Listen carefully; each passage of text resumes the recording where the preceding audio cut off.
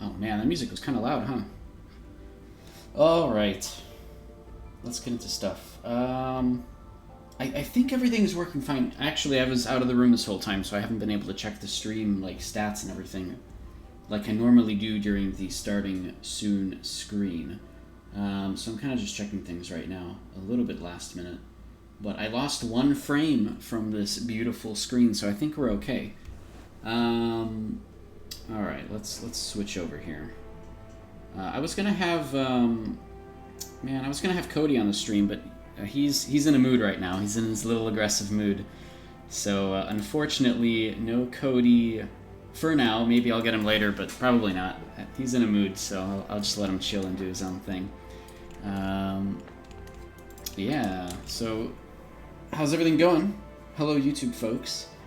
I'll answer the questions here. I know Shady Cat, you're asking about AOC and such. Oh no, you changed it. How's AAU been treating me?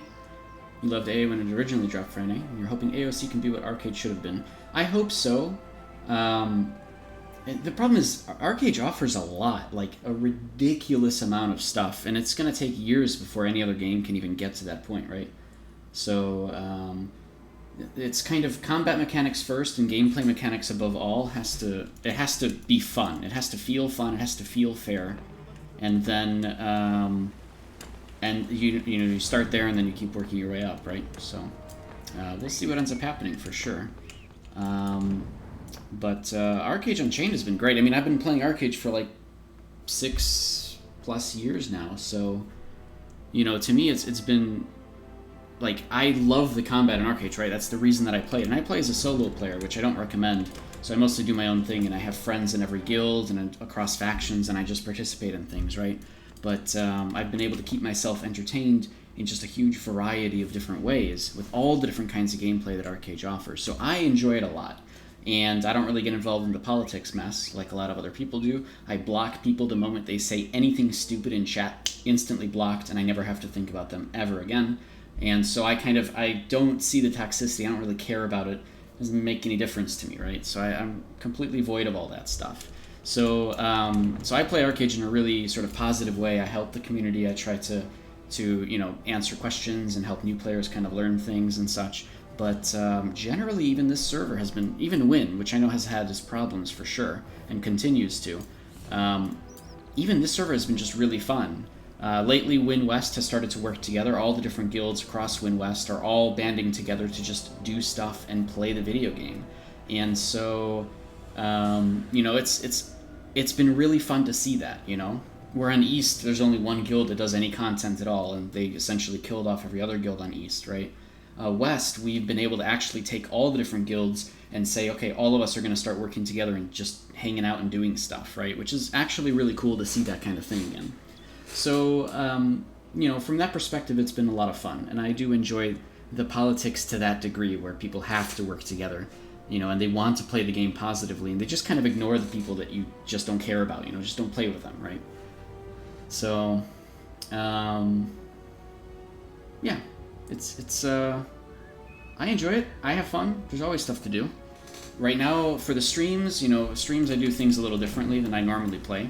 Because on streams here, I try to do like arenas, I try to just like, practice combos, help people out. Mostly here, streaming on my own time, because I just want to help people out and answer questions. Because Archeage is, like, because of how much there is in Archeage, between all the proficiencies, between all the different skill sets, which, by the way, I don't like that AOC, you have to kind of pick a skill, and I don't like that. I feel like anyways, it's fine. And actually, they might have been changed since... Maybe they're doing something different now, but anyways, I like all the variety, the customization, the ability to have gliders, mounts, pets, vehicles, upgrade all those things, from boats, as soon cars as well. You can upgrade pet armor to be really, really good in PvE. You can, focus on housing and maximize trade routes, or you can, try to get a bunch of plots next to each other and do a bunch of customization with the housing or the housing types, or upgrade the housing. Like, there's so many different things that Archeage is extremely confusing. It is. And so I try to be here open to help people out and such, because I know that it's a little bit too much to handle. But it took years to get to that point, right? It took years to for them to make a game of this scale.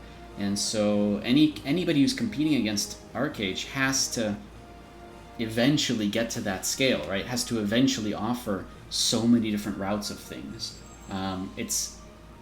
RuneScape is a really good example of a game that very much does compete against Archeage. Like, they are very different games, very different gameplay styles, but the amount of content and things you could do is seemingly endless, right?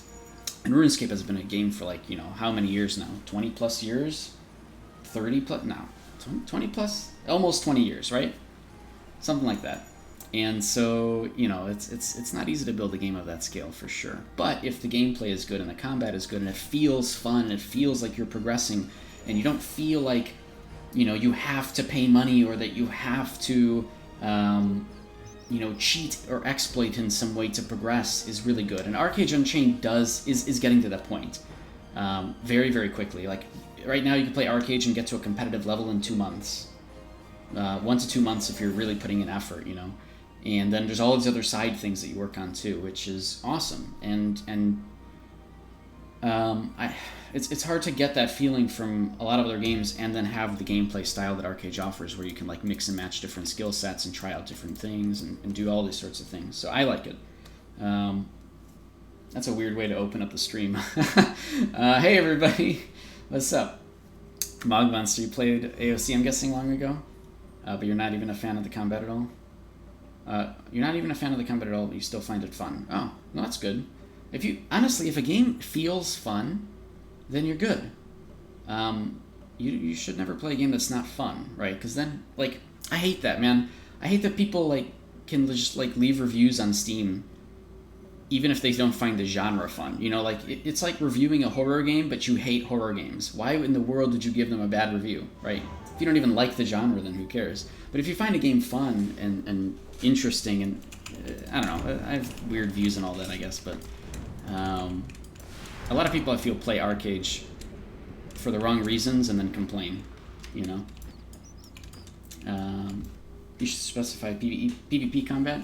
You'll do it if you have to, but you never seek it out. I'm guessing in Archeage you mean that? Because I don't know what AOC offers in that regard, to be perfectly honest. I've been following AOC for, the gameplay, but I try to keep myself, I don't want to know the content, really, because I don't like to spoil myself on that kind of stuff. I just hope that it has things, I want to know that they have this and that. I don't want to know exactly what.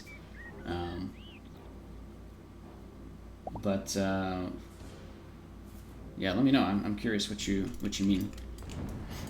Mug Monster. Did you mean AOC or for Archeage?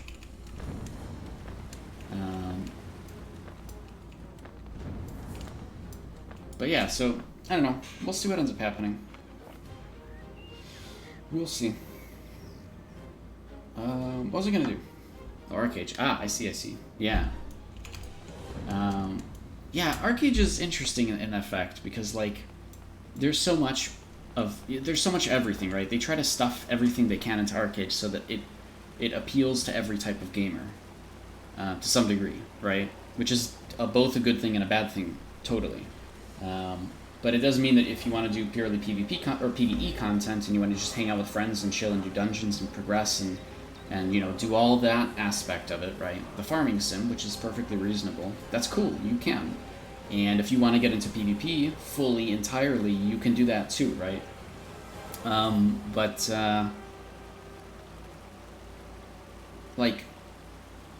It's okay not to... It's okay not to like something. So, I don't know. I like the PvP because you have to work with other people. It's almost like PvE content, but you have to coordinate with combos and things, which people just don't do enough of, unfortunately. If our comms in regular guilds and stuff were like Korea, where they can literally just shout out, who's CC'd by what, who to target, and they all talk over each other. And if our comms were like that, that'd be awesome, because then people could actually more efficiently, if they could hear each other properly, if it was set up properly, do quite well in PvP and set up quite elaborate things, and combo sets and what have you. But we don't really see that. So, but the ability to do that is there, right? Everybody tries to solo in Archeage. Everybody wants to be the hero, but if you actually just work together, it's much more efficient, right? All the really powerful guilds just have like a billion tanks, and then they're just able to win everything because nobody dies, right? As long as those tanks have good enough weapons, then you're all set, right? You can pretty much do whatever you want. And I don't know, being a tank isn't really like a hero sort of thing, I would say. You're not going to be able to solo content as a tank. You have to rely on your DPS still, right? So, yeah, so we'll do arenas today. I'll just hop into it in a second.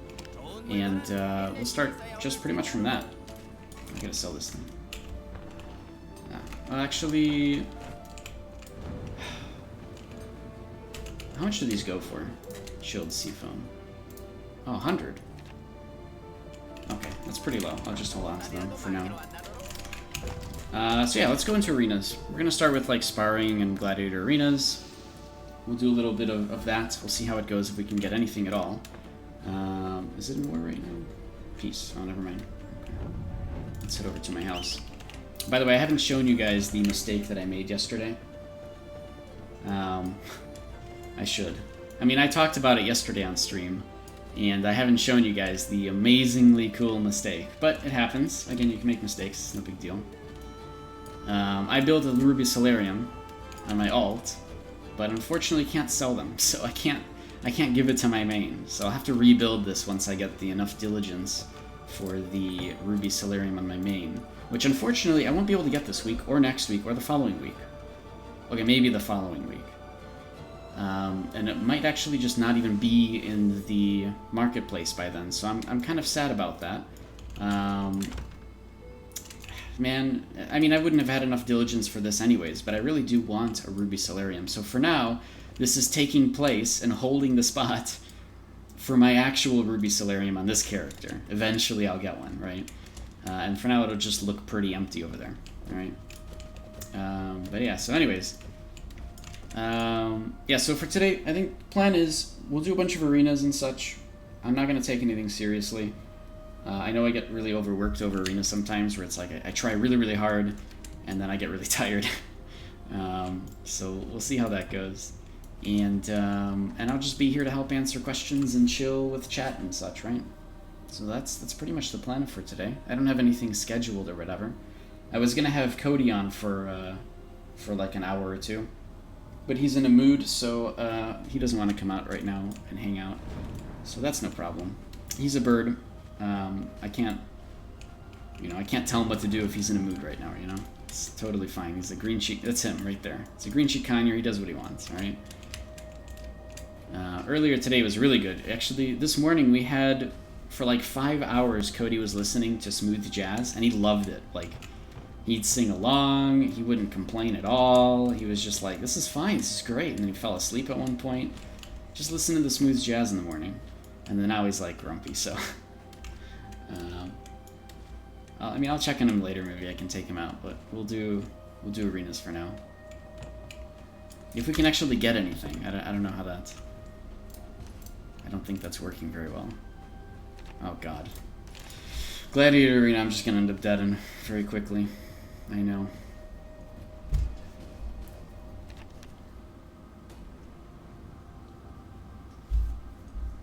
Usually the only people queuing for Gladiator Arena have like 18,000 gear score.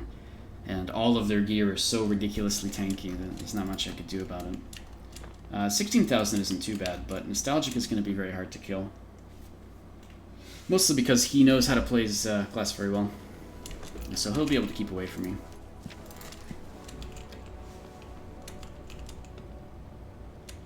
And also he can like two-shot me with like the Blazing Arrow combo. There's just like nothing you can do about it. So it's going to be kind of hard. This is why I don't really like Gladiator Arena. But Sparring Arena is great. Fucking love Sparring Arena.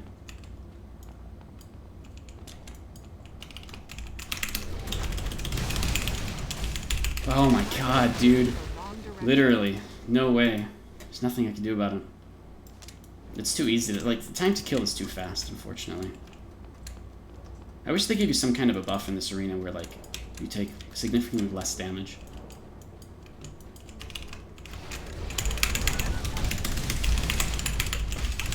God. Yeah, time to kill is too fast, unfortunately. There's not very much I can do. Even if I crowd control him, you just use Defiance. That sparring arena should be good. If you get up to sparring, that would last a really, really long time.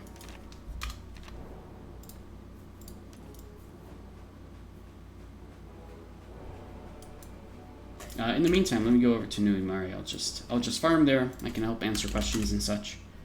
Again, keeping myself open.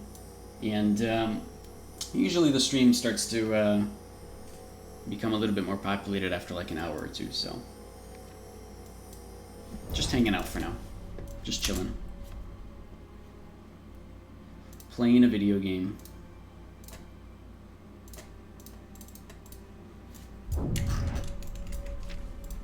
Ah, hey, we actually got one.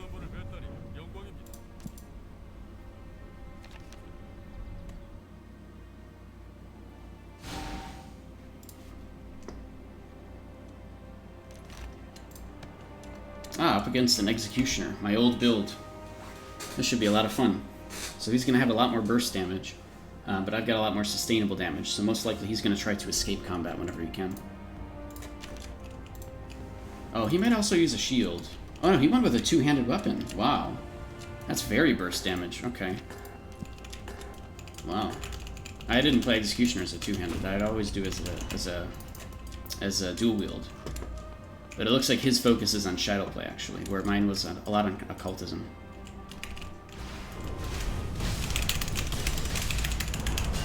Whoa! Oh, he's using the single target one.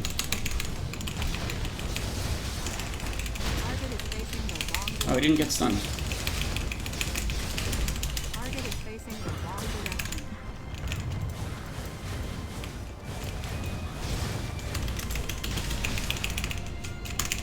Ooh, that's good.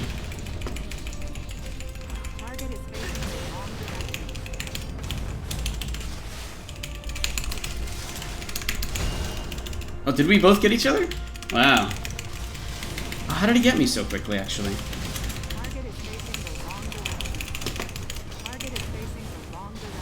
Oh, how did he get me there? Oh, man. Okay.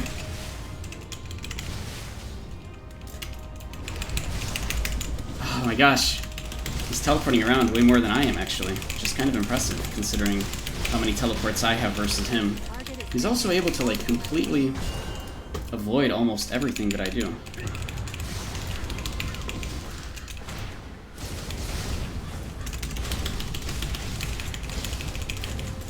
Okay. Damn. Can you freely remove sun glows from armor? With the Mornstone, you can unsocket them, yeah, since you don't upgrade them with honor gems. Perfect. Oh, and I avoided it! Haha. Whoa, that was a really early use of that. Okay. Damn.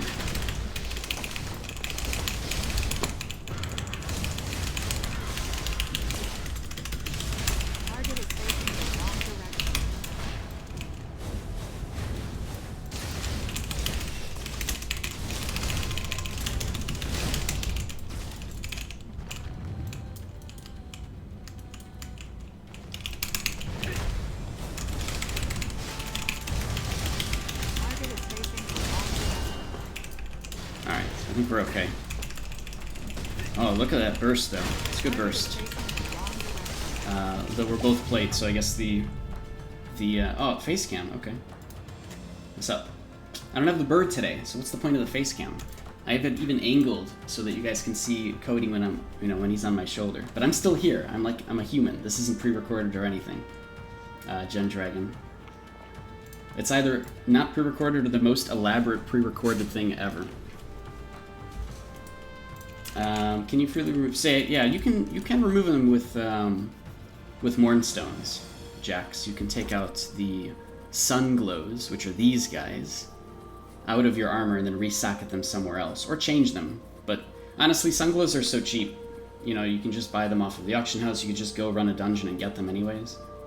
Am I sure I'm not an AI? Yeah, I'm not sure, actually. I'm not sure any of us are not an artificial intelligence, honestly. That's just one of those elaborate questions that something feels weird there's an echo, right? You guys can hear that. Because I'm in a different room now, right? Because we moved down the hallway to a larger apartment unit. And so now I'm in this enclosed room and there's an echo. I wonder if I can reduce that somehow. Which server am I on? This is Win. And I play on West. Yeah. Because you can hear, because this is a mostly empty room. And we try to keep it empty because right behind me here is this huge open space where I can play VR games and not like accidentally hit a TV that is really, really expensive. But there is an echo. I couldn't figure out how to get rid of that earlier. Man, I have to think about that now. Mogmaster, you see me in Marianople all the time? Who are you again? I don't remember, sorry. If you had told me before, it's my bad. I am terrible with remembering things and the whole memory stuff. Try hanging a blanket behind me. Just to stop the echo. I mean, I could fill the room with sandbags, but I don't want to do any of that stuff if I don't have to. There is a way to like remove reverb. I could also do this. I can enable crisp. Let's see what that does with this room. Okay, I've removed noise. What does that sound like? Now, I should have lowered quality now, right? But is there an actual, like, is there an echo now? I can turn on the AC that's behind me with crisp, and you guys shouldn't be able to hear the AC. That's nice. I may have to do that if it gets, like, really, really hot in here. Oh, Fraxinus is your main unbanned. Fraxinus. Alright, I'll look out for you. Can't hear the AC? That's because it's not on. You wouldn't be able to hear it anyways if it's not on. No, I keep it off as much as I can here because obviously if I'm streaming, I don't want you guys having to deal with that. But right now, crisp is on, so there shouldn't be any reverb, right? It should sound, for lack of a better word, it should sound pretty crisp, right? And then here's it with crisp turned off. Okay, so now the quality is higher, but now there's an echo, right? Is that... I don't know. I'll look at the VOD later and I'll see for myself what it actually is and what it's like. Cody's not on my shoulder, so let me just do that. Okay, that's a little better. Alright, we'll be personal today then. I'll be on cam. Doesn't really matter to me. I still have to get a haircut, but whatever. Who doesn't right now, right? It's not really a... I'm not in any unique situation. It's very slight. You wouldn't worry about it. I worry about it, though. But I'm glad that you don't have to, so that's good. If you don't have to worry about it, no problem. What is going on here? Everybody just farming? AoE farming? I want to fight the same person again, but I didn't realize that I probably should have queued up immediately. My hair looks short to you? No, it's pretty bad. It's bad. When I take the headset off, it puffs up like Bob Ross. Okay, not really. That's a little bit of an exaggeration, but it's up there, so to speak.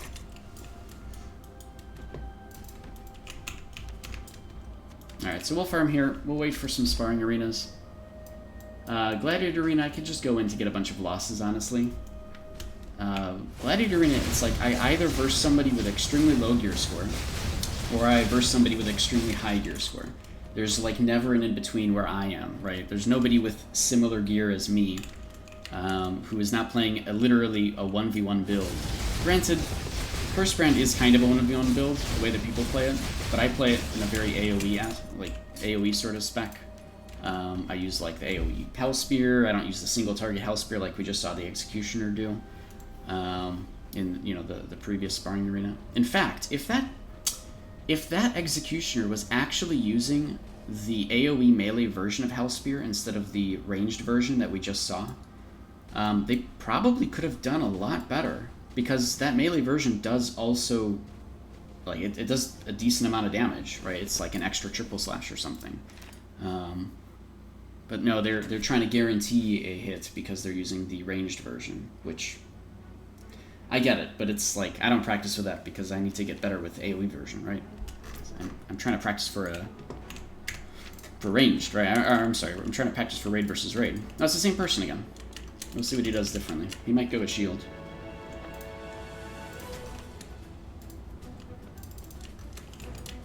I did kind of find it surprising they went two-handed. Very, very burst damage, but like, yeah, they're doing it again, two-handed, but it's so slow. Two-handed weapon is like insanely slow. So they're really hoping for the... Why do I have more health than them? Oh, because, dual wield? That's weird. Oh, hello.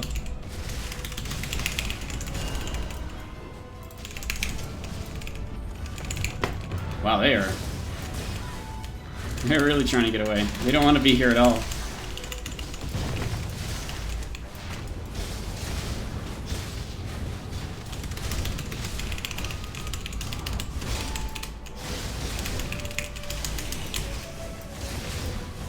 Oh, that's such a good snare. I love that snare.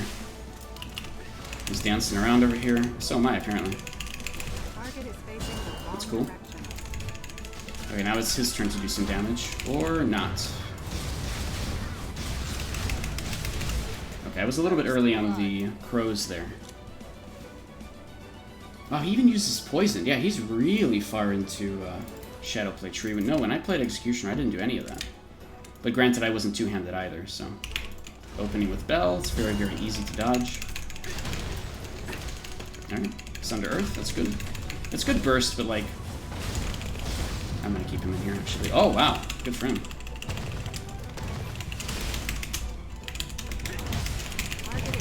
Wait, how did I get snared? That's weird.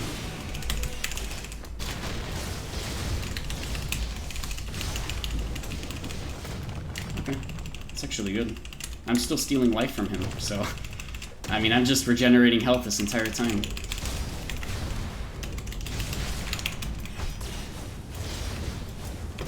Ooh. Damn.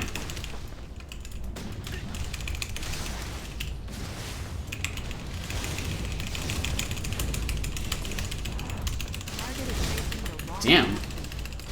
He got me.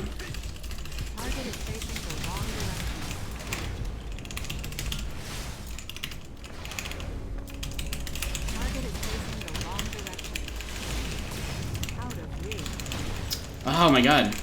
Hey.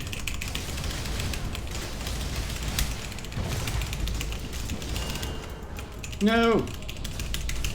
Wait, did you just use Sunder? Like, failed or something. Oh, he got me! Damn, I was gonna do a BM with the shoot arrow. Alright. Let me play actually now. Real time, right? Real talk. Now I actually have Defiance, too. Wait, that was a really early stealth.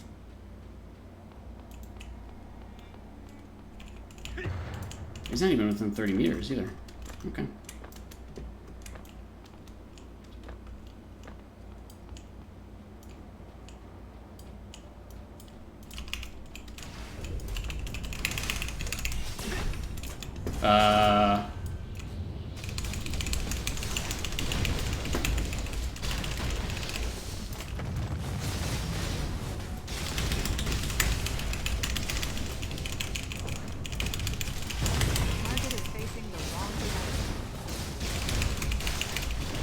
Damn.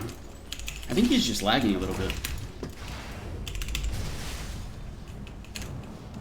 Oh, that was my fault. And now I'm lagging, apparently. Or he's lagging and it's just being a little bit weird. He's using Crippling Mire, too. Wow. Very, very 1v1 move.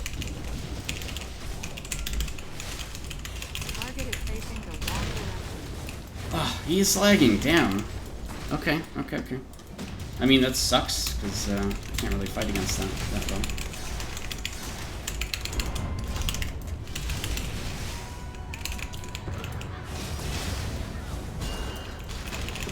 Missed. I don't know how I got out of that, that's okay.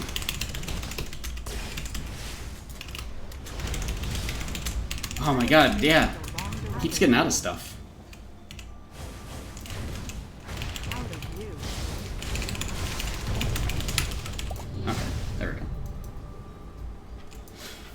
Yeah, I think he was lagging quite a bit, but that's okay. Because a lot of the things he was doing on his screen it was actually hitting, but for me it was like nowhere close, but it's okay. It just depends on the server too, if the server's actually keeping up with him or me. It would be nice to actually see our ping in-game. Instead of having to, like, find out the server IP and then ping that instead. I'm surprised after all these years we still can't do that.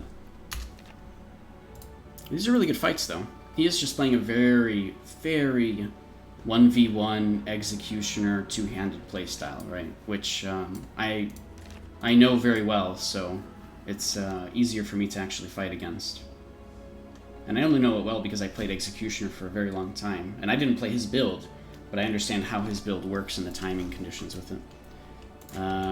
Dark Runner, though. Lowest gear score, 35, okay. Dark Runner could be really good because they can keep themselves... they can get out of battle very quickly. So if I play this right, I have to essentially lock them down so that they cannot use their Aromancy abilities properly. And then essentially I can punish them for taking Aromancy instead of something else, right? But they've also gone two-handed. Wow, everybody's going two-handed. Okay, let's do this.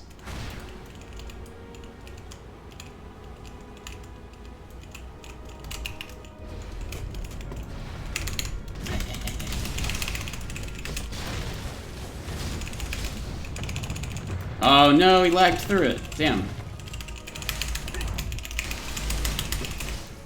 You should be snared. Well, snare does not stop you from doing that, for sure.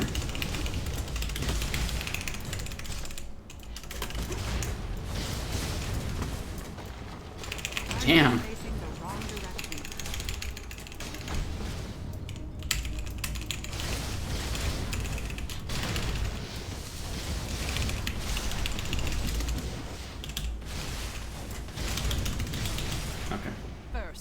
Yeah, so essentially the only time they used teleport was not really useful for them. Aromancy can keep them alive pretty well, but I can play around that. But, yeah, I don't know why everybody does that. Everybody, every Battle Rage person opens up that way. Same way.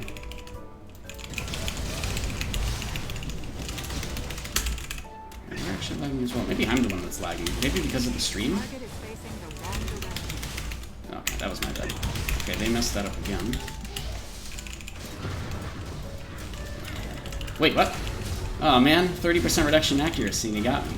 With all of it. Damn. Hello.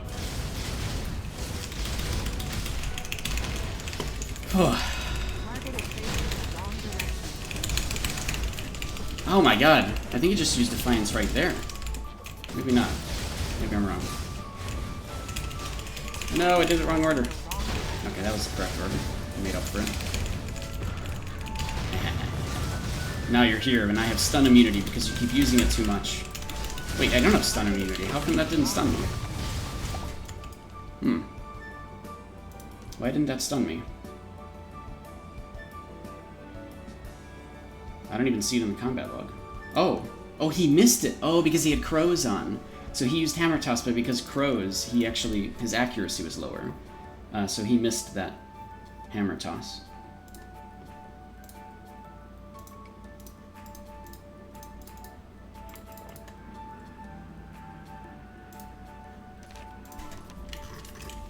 Alright, let's, we're fighting a lot of melee today.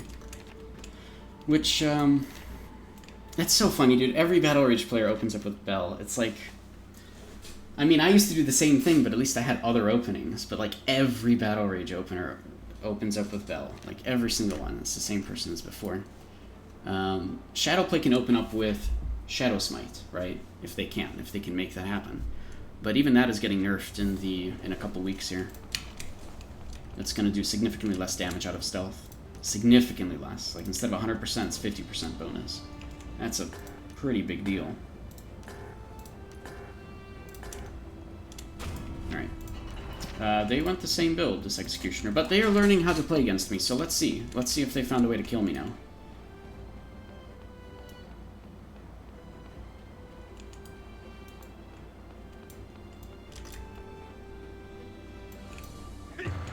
Damn, he's still outside of 30 meters. He was just waiting for me to use that. I should have just, Alright, an idea.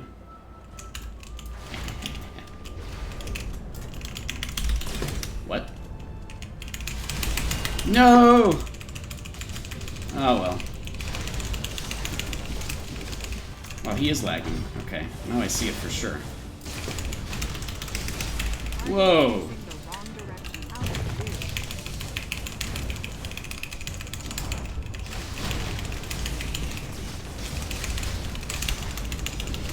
Okay, I don't know how he didn't get tripped there. It's okay though.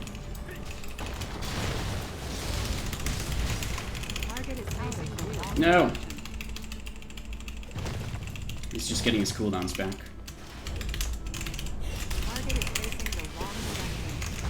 Ah, gosh.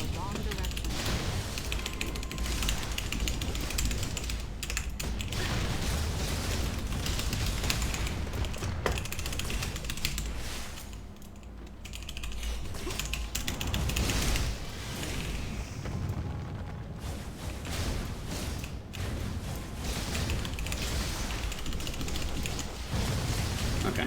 He doesn't use triple slash? Oh, he might not be using Quake triple slash. He might be using just the regular triple slash. I haven't actually noticed that. Hmm. Is he gonna open with Bell? I don't know, man. Alright, he should have this one because of the... I don't have Defiance. He's really good with his combos, his original single combos. But then, like, that's pretty much it, you know?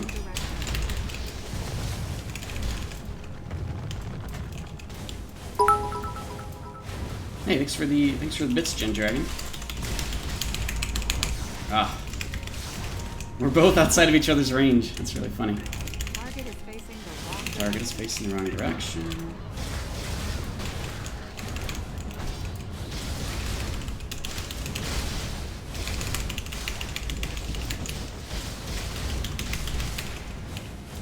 Yeah. No! Oh, shit. Okay. Sun to Earth, down. Oh no, I was really hoping that,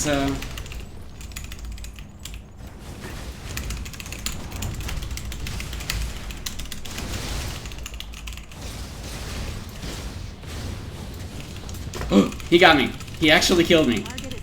No! Okay, never mind. I think they literally expected themselves to die there. And so they stopped playing or something. Something went wrong on their end. Because I think they actually could have killed me if they weren't maybe intimidated by the fact that they had 53 health. Oh, man. Ah. That's funny.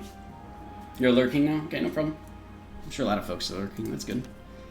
I call this would give shadow stuff. Yeah, I mean, there's definitely a lot of ways for them to be able to get back to me. Oh, man. These are really good fights, but I think the main reason why I'm winning them is because they're focused so much on burst. And if I can avoid burst... In fact, I wasn't avoiding burst the way that I should have been. Because when I knew what he was about to do, I should have been using Sun to Earth and just sitting in there and letting him do whatever he wants. And I didn't do that. So that's actually my fault. I could have played that a lot better. Instead of using Sun to Earth to do damage to him, I should have used it for defensive purposes. Which I'm not doing enough of. So that is actually my fault. Let's try it. We'll practice that a little bit here. If it's the same person. Or a Dark Runner, honestly. Anybody with burst, pretty much. You know, Sun to Earth is really, really good for avoiding burst. And actually, I don't even know if I have the passive that gives me physical damage reduction. Okay, I do.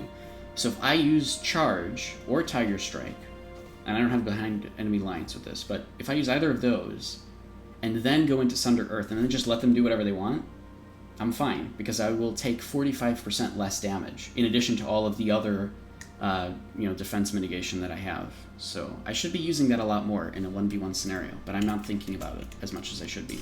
I used to, definitely, as an executioner. Why can't I get on my mount?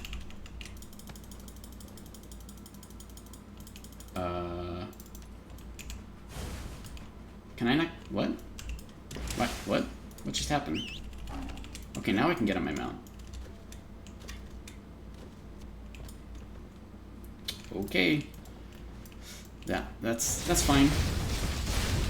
Wait, but I'm out of Q now. Wait, what? What just happened? That was so random. Alright, whatever.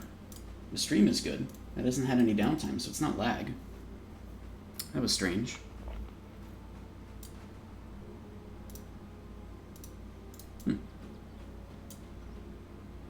Oh, I should turn this off. Okay. Wait. Oh, okay, this is correct. Something's weird. Something feels really off today. That's okay. If that means that I lose a whole bunch of times, that's fine too. Something does feel a little off. But I'm not going to think about it too much. Hey, it's Veg. Cool. We can fight a mage now. Fnatic is really, really hard for me to fight against. So he should have the upper hand in this one. And Veg knows how to play, definitely. He knows his build quite well. So he should win. Or this will just be a really, really good fight. I'll take either one. It's perfectly fine. If he wins or it's just a good fight. Whew. Alright. Wow. That is a lot of buffs. Alright, I'll let him come over to me. He should have free runner too, so it should be about there. Oh, it's still outside of 30 meters, okay.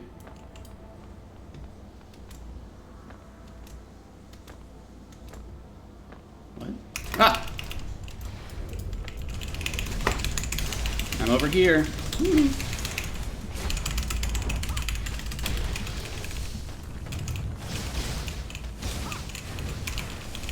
Wait, he went cloth? He went cloth. That's so strange. I didn't expect... am I in the wrong arena? No. He went cloth. Okay. I feel bad now, because I went cloth.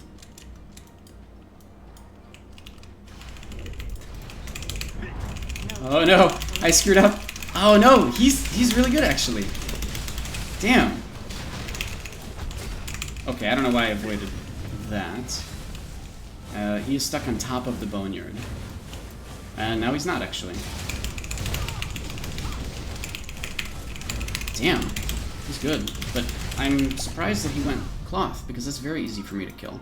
He should have went plate. This battle would have lasted a long time. Should I just go leather like I normally do? I feel like it wouldn't have made a difference. Cloth doesn't give you as many defenses versus magic as plate does against physical damage. I kind of wish you went plate, because I would have been fine with the loss there. It's perfectly fine. I don't really care. I'm okay with a loss. It's not a big deal. But I want it to be a really good fight that lasts a long time, right? I don't like assassin versus assassin in this game, because it's like instant death and then who cares, right? It's not that fun to me.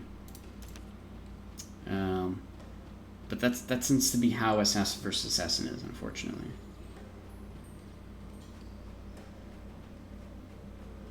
Unknown target attacked a doe, so they're just out of range somewhere. Alright, well, we will, we'll keep farming them, these guys, I guess.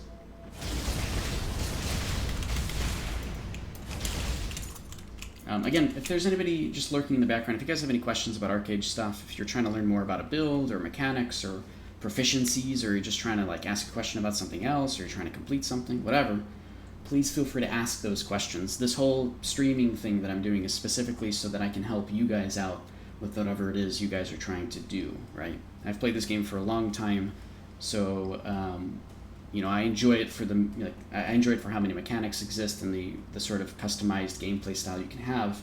So if there's anything that I can help with whatever experience I have, please feel free to ask those questions. It's mostly just the main reason that I stream, and also why I don't really have a schedule either. I don't have a schedule because I try to like bounce around my stream times to pick up different audiences so that I can help out different audiences with those kind of questions, right? If I keep having the same audience, then people are just going to run out of questions. It's going to be the same folks all the time. And I don't think... Unfortunately, Archeage really isn't that much of a streamable game, unless there's specific things happening that are streamable, but the most I can do at least is try to help people out, right?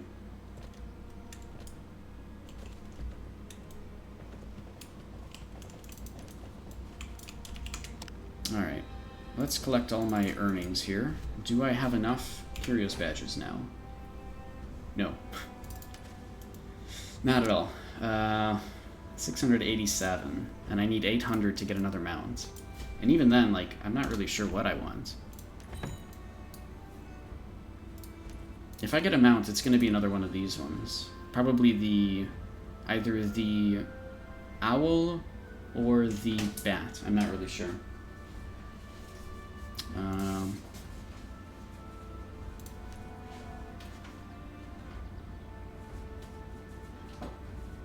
Or I can save up for this. I don't know.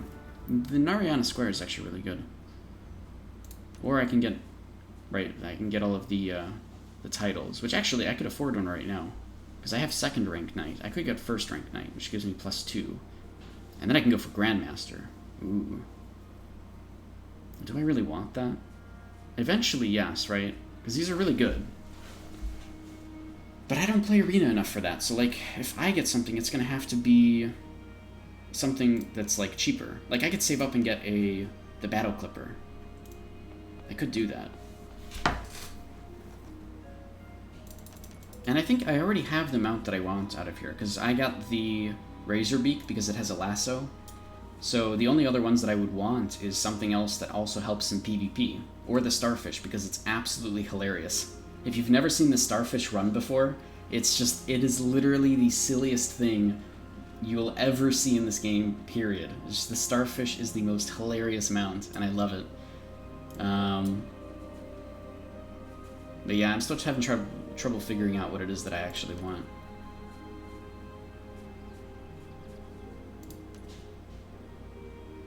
Man, it's a shame that these instruments don't actually, like, do anything great. If these... I wish these instruments were, like, synthesizable or something. Because so many of these are really good. Of these instruments. Health lift +1 is pretty good, because you can actually...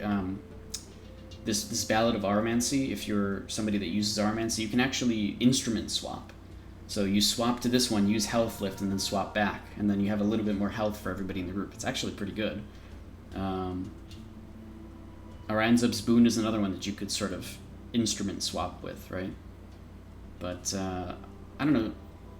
Aranzub's Boon is tough because, like, it's a full skill point for it. Do people actually take it? Or do you just, like, dedicate one person in your group to be the person who uses Boon, and then everybody else just doesn't? I would assume that's the way it actually works. Yeah, there's so many things you can, like, instrument swap here. It's just a shame you couldn't, like, use these on a regular basis. Alright, we're not actually getting any arenas now. Where am I in the list? Is there a reason for this? Not really. Oh. This updates every hour, so in 1 minute this list will update. So I'm probably there, like right here. Maybe that's why we're not getting anybody. I don't know. This is where we started today, 4101, and now I'm 4339. But I've only been going up against the same people, so it's not as fun. And I don't really care about that list because it's like literally day 2. So I don't care. Like, I'd actually be okay with a bunch of losses so that I can go back down in rank.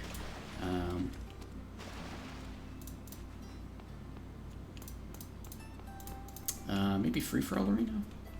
Have people been doing free-for-all arena yet? Oh. Actually, yeah, quite a bit.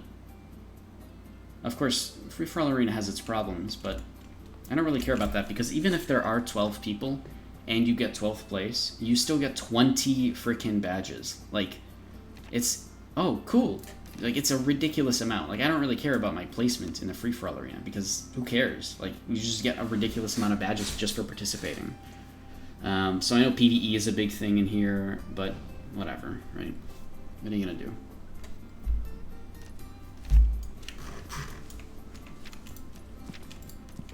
Wait, what if this doesn't start? Because nobody else went in.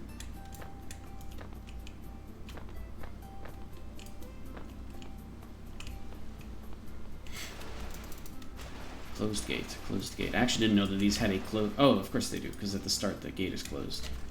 Right. This doesn't feel like it's gonna start. Wait, what is this?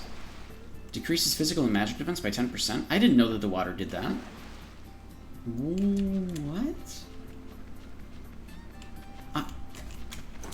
What? I had no idea. I mean, it's a little bit of defense reduction, but that's actually interesting. You know what else is you can't stealth around this tower because it reveals you. I believe that's a thing.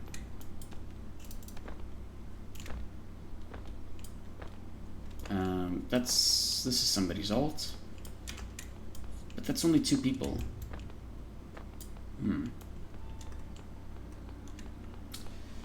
Alright, I have no idea what's happening. I don't think this is actually going to start.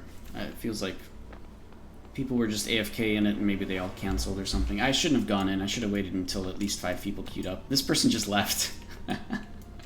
Yeah, this isn't going to start. Well, whatever. Again, right now is a pretty good time to ask questions. So if there's any Archeage related things you guys want to know about, mechanics or proficiencies, or you're just trying to get some more information about something, please feel free to ask. For anybody lurking that is... that, you know, you're still trying to decide whether or not you want to play Archeage at all, just keep in mind there is currently a thing going on where if you use somebody's referral code before you buy Archeage Unchained on your account, you'll actually get a whole bunch of cosmetic stuff as well with it that's unique to you. Like, you actually get that stuff and other people don't, right? Because it's kind of hard to get, because it's a referral code that you need, right? So if you have a buddy, use their referral code for sure, and then they also get some free stuff. If you are new to the game but you'd like to use my referral code, there's a code down below in the description. But, you know, for sure, like, if you're going to be buying the game right now, use that referral code. You may as well get a bunch of free stuff when you do, right? Plus, Garden of the Gods is on sale right now, so anybody who's looking to do that soon, I'm sure there will be sales in the future for it. So if you're not going to do it soon, you could still probably wait a bit if you need to. But there is a sale on that, and the new content in a couple of weeks does require the same Garden of the Gods expansion DLC to also go to that stuff, like the new dungeon, for example. So you may consider that kind of stuff. What? Is that really a thing? Oh my god, jeez. I don't want to become famous at all. Freaking bots, man. There. We can do report too. Sorry, people don't become famous playing Archeage, I don't think. Not anymore. Not as of like 6 years. This bot is in the wrong channel.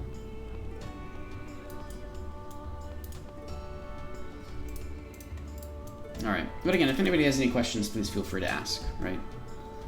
Archeage is a very, very complicated game with tons and tons and tons of mechanics in it, just thrown all over the place, so it's easy to get lost, it's easy to not know what to do.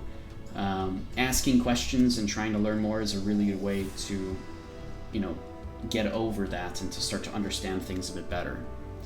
To give you a really good example, like, this game has been out for like 7 years in Korea, and only recently, as of like a couple months ago, or like 3 months ago now, we found out, like me and my friends, we found out that there's a height damage bonus.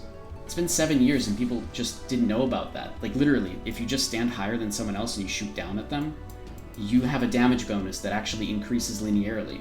Like, it's crazy, but this game's been out for 7 years, and some people say that they figured it out back in the old days, like in the first few months or whatever. But literally, Korea went nuts, dude. Korea was like, when they found that out, they were like, how could we have played this game for 7 years and have no clue about this, right? So it was really interesting.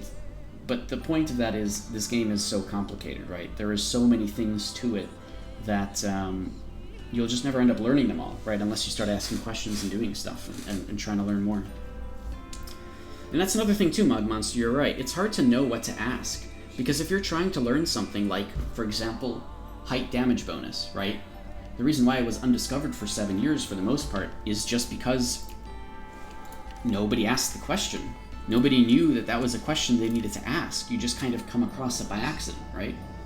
So I get it, totally. And if you're looking for more mechanics and information, you can look at my Reddit profile, right? GamePro03. Alright, I gotta focus here for a little bit. Wow. Yeah, it's the same person as before, it's just somebody's ult. Okay, well, people are farming ults in here. Nothing unheard of. Wow. Man, that's really tanky.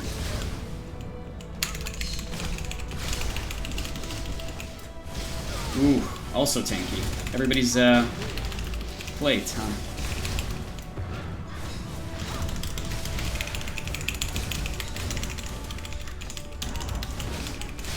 Wait, is it just one guy?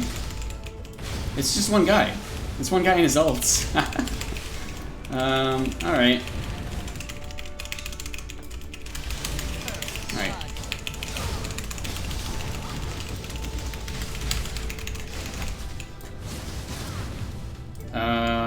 It is one guy in his ults, isn't it?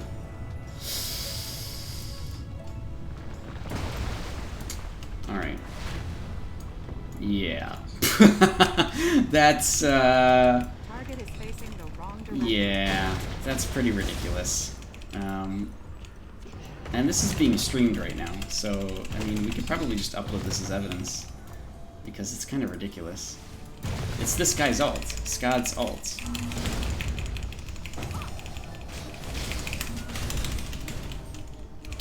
Okay. Alright, let's go this way. Let's go over here. He's gonna bring his ults too, right? Yeah, there he is. He's bringing his ults.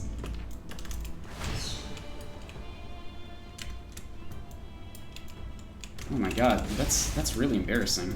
Target is facing the wrong direction. Guess what I could do? This.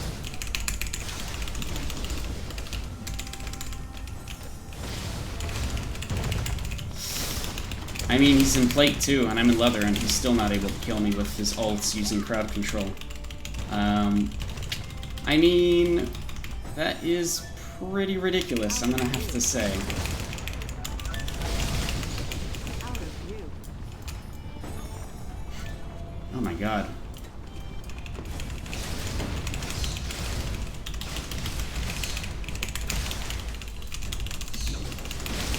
Not enough mana. Oh, I don't have mana. Crap. I forgot that that's a thing you need. I actually have to let him kill me. Damn. Wait. Oh, no, I have a mana potion. What am I doing? Alright, we're good. Damn, man. That's ridiculous. Jamili, I have to kill him. Look at this! It's just people in their ults! That's so embarrassing. Look, that guy's on follow. That's so weird.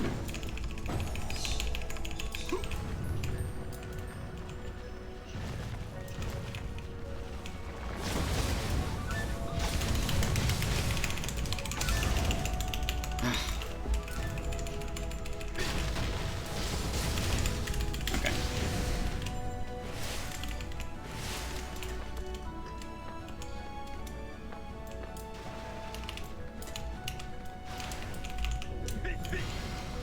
Hi. I can't believe this. This is so embarrassing. How do people play like this?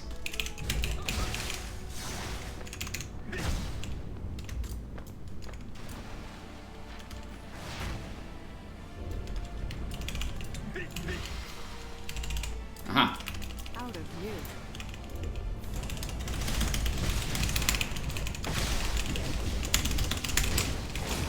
Aha. Wait, where's the Jamili person? Man, this is so gross. It doesn't make any sense. Why do people play like this?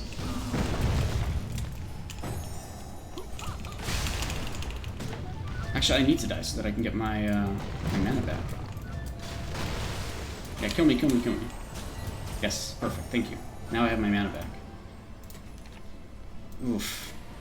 Really gross. People do this, by the way. It happens all the time, non-stop. Oh.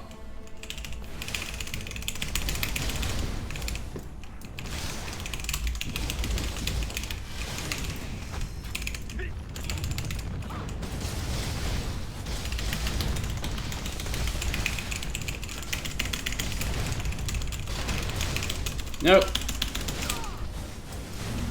No, god damn it, dude.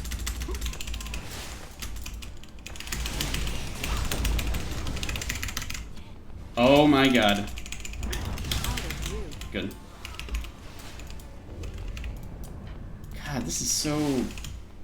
Ugh.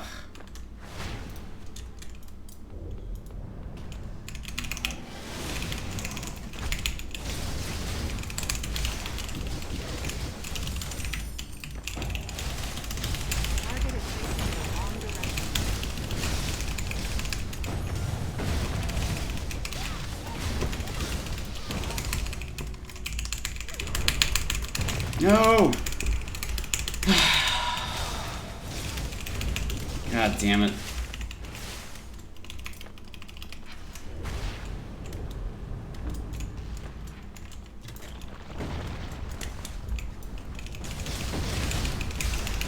Wish I could let them know that I'm streaming, but I don't think they're gonna stop just because of that. Is it possible for someone to climb onto those little cylinders and attack somebody who's in the water? You mean on top of here? Sure, probably. I can see that.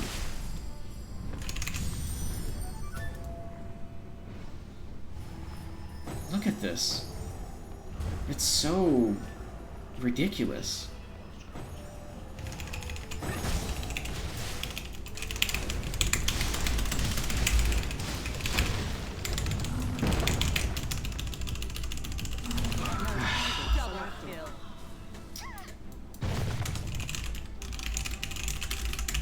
Yeah, you can't actually talk in here. Well, whatever. I mean, I'm still gonna put this in a report for sure. This whole segment, I'll just have as a, Stop it, dude. Holy crap.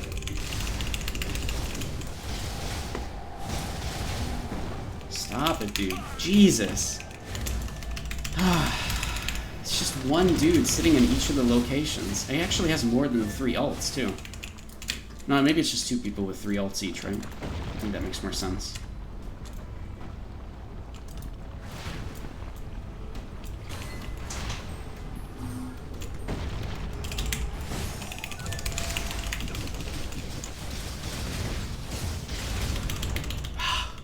Look at the characters, too. A Thane. Like, literally, these are built just for this. Target is facing the wrong direction. Target is facing It's really the wrong stupid. direction.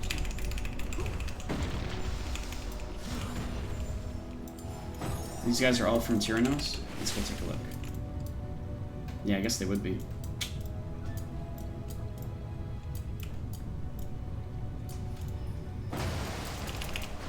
Actually, no, I need to die so that I can get my health and mana back. Target is facing the wrong direction. Like, I get that I still get a bunch of Curios badges, but, like, this is just stupid, you know? It's just really dumb. Wait, Scald is on mine. Wait, Scald is on my server.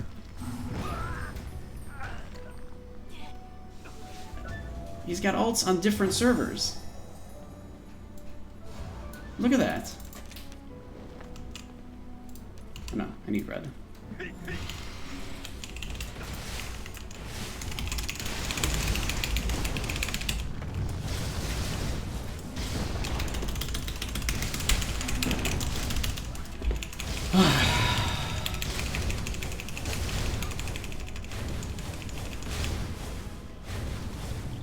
Oh my god, dude.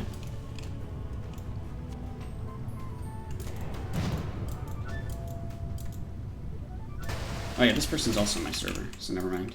John. Welp. And this person too. Surprise kill. Okay. Alright, people. Oh, that's interesting. When you're feared, you actually, you can't be in stealth in there. Look at this shit. It's ridiculous.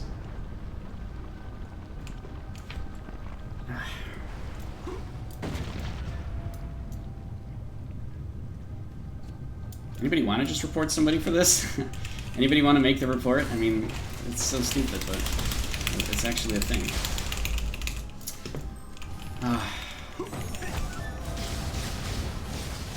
Target is facing the wrong direction. God damn it, dude.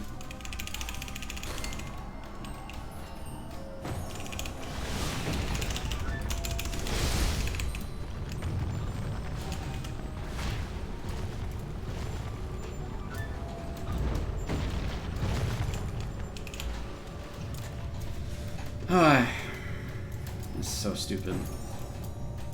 Alright. Whatever. We'll just sit out this for the next few minutes. I'll make a report. It's not that big of a deal. Target is facing the wrong direction.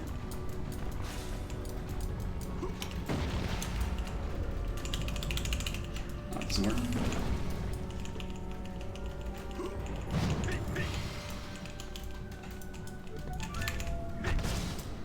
Look at this, dude. It's so embarrassing.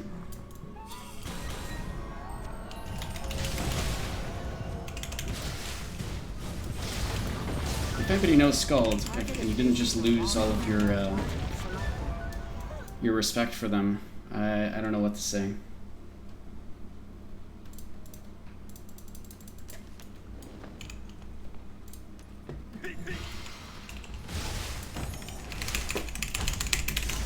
Oh. Target is facing the wrong direction.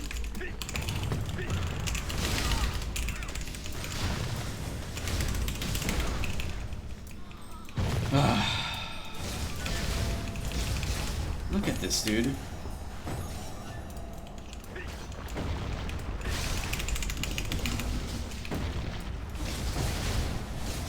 Target is facing the wrong direction. And he stole the kill again. Ah, God, you can't win. You actually can't win against this.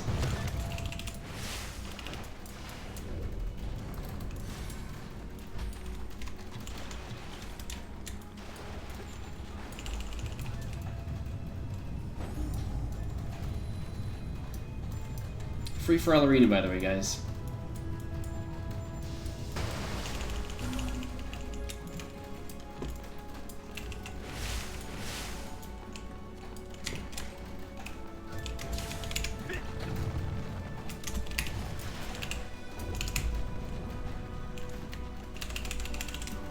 Oh my God!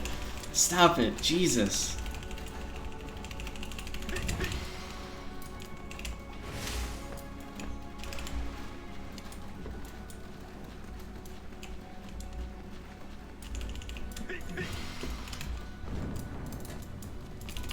Look at that. They have a whole army. I can't do it, dude. He's just using healing to guarantee kills. And using all of his ults just in order to stop me. One person.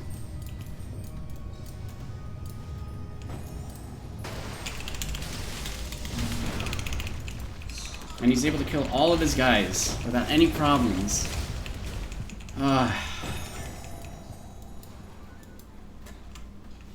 Alright, whatever. It's not really that big of a deal. It's just unfortunate this happens a lot. In the meantime, if you guys have any questions about Archeage that is not related to the free-for-all arena and how ridiculous it is, let me know. Because literally everything aside from this makes sense. Look at that! You can one-shot it! It's crazy, but like, the fact that he's done so well with this, the fact that he has this down to, like, literally a science, just shows you how much he's doing it. Right? It shows you how many times he's had to do this before. And the practice that he's had. Like, is that not really embarrassing?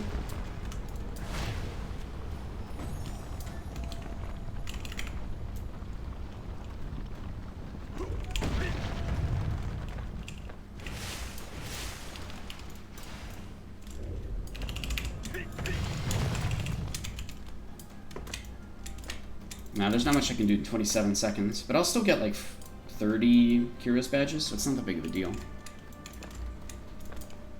And I'll report 6 characters. Right? This is the list. 1, 2, 3, 4, 5, 6, yeah. Gremory, Surprise Kill, Lunarox are the ones that are the ults, essentially, that don't really matter. Right? Is there an actual rule against that? There is, yeah. They're not supposed to be using their ults for honor farming, or... It's changed now, but yeah. Technically, yeah. 28 Curious badges. Yeah, I'm reporting the use of them using their ults in order to get Curious badges in the arenas. That, they've said, is essentially an exploit that they don't allow. The problem is that you can't really get evidence against it unless you're streaming. So while most people will not get punished for that ever, if you're literally being streamed doing it, then yeah, it's kind of punishable. I mean, that is literally the evidence that you have to do in order to prove that somebody is doing that, right? Where they're not even killing their alts, they're just killing the one person who is against them, right? So that's the main issue. The main issue is that like nobody enforces it unless there is video evidence and proof that it's happening. And so it happens all the time nonstop. I mean, like, this entire free-for-all arena most likely is just that one guy queuing with 6 people. Like right now, he's just going right back in, and he's going to be queuing against his alts.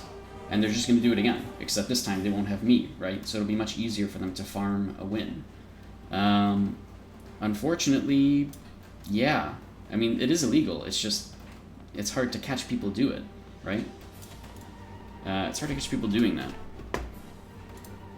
So I'm not going to tell him that I'm reporting him. I'll just report him, and I'll let the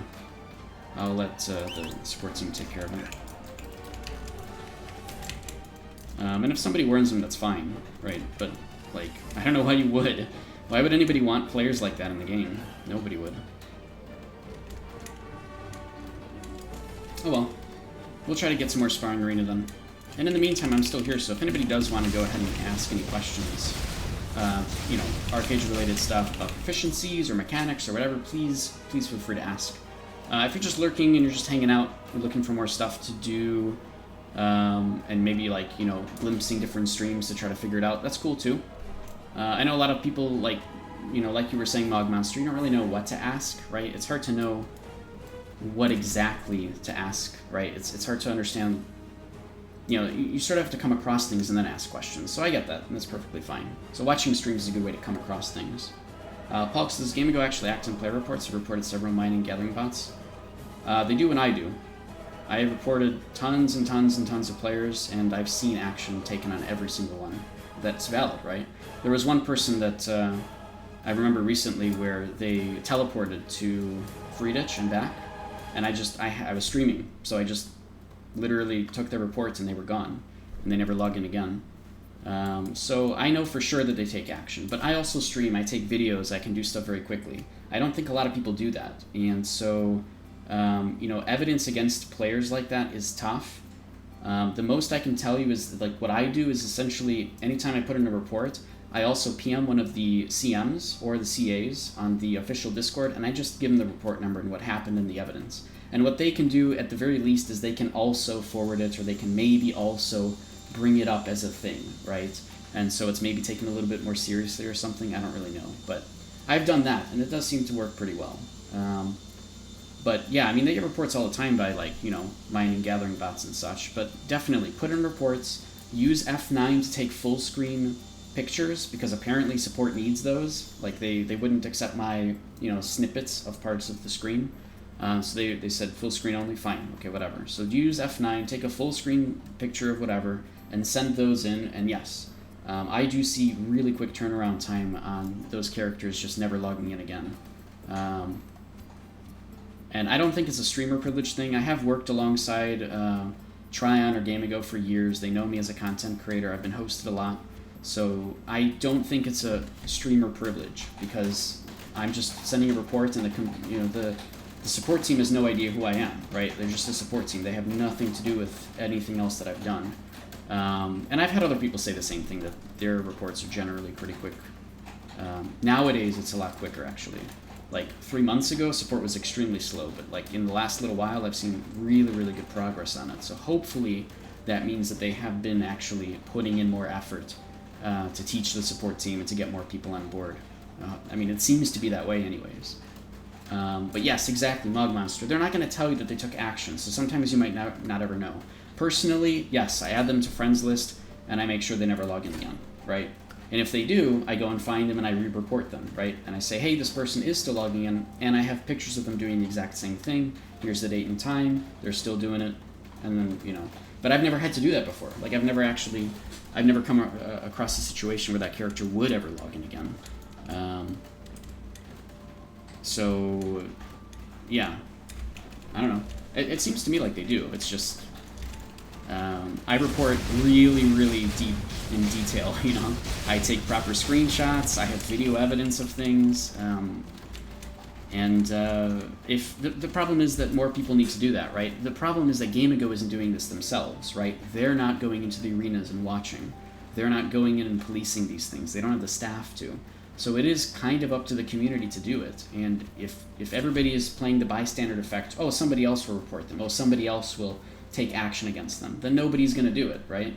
And so I have always taken action on myself to actually, you know, send in a report. Like, you just do it. It's not that hard. For me, it's a little bit harder. I actually have to take this clip from this and then download it and then send it to them as a file. It's really stupid, but that's what they actually require. So actually, the fact that, like, for anybody else, what you guys can do, if you have a Windows 10 machine, push Windows key and G a couple times, and the Windows Xbox game menu will come up. And you can actually just record right off of that. There's a little record button. Bam, it starts. You record whatever you need to, and then once you're done, there's a little button that pops up, and you can just press stop. And it's actually really quick. I've started doing that to report things as well. Very, very quick. Right now, because I'm streaming, they don't actually accept clips anymore. They used to, but for some reason they don't, and I really hate it. But what this means is, yes, I have to actually, I have to highlight the section, download that, and then send it to them as a file. And it's really stupid, but I mean, again, I've seen turnaround times for it to be very, very quick. So it's just, the problem is people don't send in evidence. So it does feel like nobody's getting punished because nobody's actually recording people properly, right? Or maybe my experience is just great. I don't know. Maybe I'm having luck with it. I don't know. But again, I'm telling you guys my experience with it, so hopefully you guys will as well. You know, have good experience with the support. And yeah, I don't know if it's by law or not, but they're not allowed to tell you that somebody got banned. And it's a very good reason why. And I mean, I've been in MMO development. I can tell you why. It's very simple. If you got somebody banned and they told you, yep, they were bad, you got them banned, someone is going to take advantage of that, and they're going to show them that screenshot and be like, haha, I got you banned, and they're going to gloat. Because people don't have brains, unfortunately. Like, they don't realize that that's not something you should do. So unfortunately, over the years, support has started to be, well, pretty much since the beginning, all support in any video game will not tell you that you got someone or a specific person banned, because that in general is like, you know, someone's gonna just be an asshole, right? They don't want to allow that. They don't want people to be assholes. And this is why I'm not telling you like all the different people that I report or whatever, because I don't want to gloat. I'm not trying to sit here and be like, yep, I got this person banned and this person, because there's no point, right? If somebody did something that's against the rules, that's like really, really bad, then, you know, then there'll be action and that's it, right? People will do their reports and then you go on, you go on with your day pretty much. So hopefully that's a good enough explanation there, Pulks, with what you were looking for.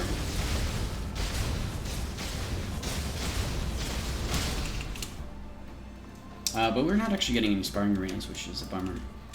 Reset is in an hour and a half. I was still planning only about a 3-hour stream that I would cut off at about reset. So I still got another hour and a half just to chill with you guys. If you guys have any questions, please feel free to ask. We've already gone through the report system today, so that's fun. Pollux, remember to record next time. Do the Windows G thing. Try it on your computer if you got Windows 10, maybe like a latest update or something. I don't know. I've had it for some time, so you should have it. And that has been literally a lifesaver. Like, it's allowed me to take GIFs better of like funny things that are happening. It's let me actually edit things much quicker. I can put stuff onto YouTube super quick if something is really funny that happens. You know, I've done that, and it's really great. I love it. Last Siege. I haven't shown this on stream yet, but it's the most hilarious thing in the world. And on the topic of, I guess it's not breaking rules. On the topic of illegal software, just so you guys know, and I'm gonna have to figure out how to show you guys this. How do I show you guys this? Hold on, let me think. Okay, I know how.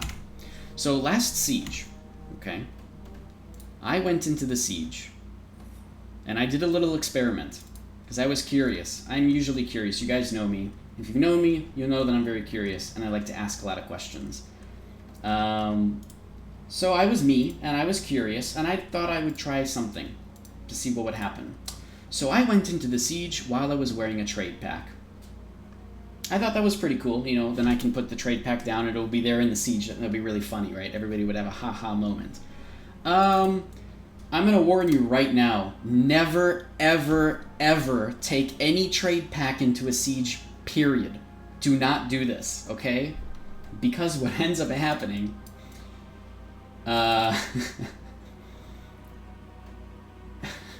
Hold on, I'm bringing up the screenshot. I'm trying to buy some time here. But, yeah, here we go. So, if you take a trade pack, and then it teleports you into a siege... Okay, that didn't work. Come on. Nope, didn't work still. Let's do it like this. It works. Enter. This is what happened, alright? I put the trade pack down, thinking this would be hilarious, right? So I put the trade pack down. It was a Marianople, Marianople local specialty pack, right? I put it down, and then, bam! My character was locked for 5 hours with the illegal software, you know, debuff where you can't actually do anything, and where the trade pack was, this thing spawned. This warning illegal program user, the box. Essentially, the trade pack couldn't recognize what was happening and turned into this thing, which, as any trade pack would that's probably illegal, would disappear after 5 minutes. So after 5 minutes, that went away. So it was like the most hilarious thing in the universe. But what was really cool about this is that I went and relogged. Okay, I wanted to see what would happen. Of course, me being curious, I continued doing things. So I put in a ticket to support just in case it wouldn't go away, but it did overnight. But because of the Windows G key, because I could just very quickly take videos, I did take a video of what was happening after I relogged. And I'll show you guys this right now, or I'll link it to you because it's really funny. Here, it's an unlisted video. I just sent it to my friends because it was really funny. Here you go. So this is a video of the suspicious activity debuff, but it's glitching because I relogged. So your character's animation just stops, and then you start jumping around, and like literally nothing happens. I don't have this set up right now to actually show that on screen, do I? I do actually have the setup to show this on screen, but it's gonna take a second. So hold on. Yeah, here we go. Hopefully this doesn't break. It's not laggy or whatever. Yeah, the T-pose. Hold on. I'll get to it. Wait. I think this will work, right? If I switch over. Bam. Yeah, we got him. Look at this thing. This is what happened. What's really funny is the game actually thinks you're still in the NUI. That's why it like has the buff and everything. You still have it while you get out of the NUI. Because the game thinks you're back there, actually. But it's just really funny. So, yeah, I had a little bit of fun with this after the siege. And just the siege itself was really, really funny, because everybody was, like, looking at me in the box, and we made a lot of jokes or whatever, you know, as people would do when something really silly happens. But just... don't take trade packs into siege, whatever you do, okay? And if you do accidentally take a trade pack into the siege, don't put it down inside of your tent before the whole thing starts, okay?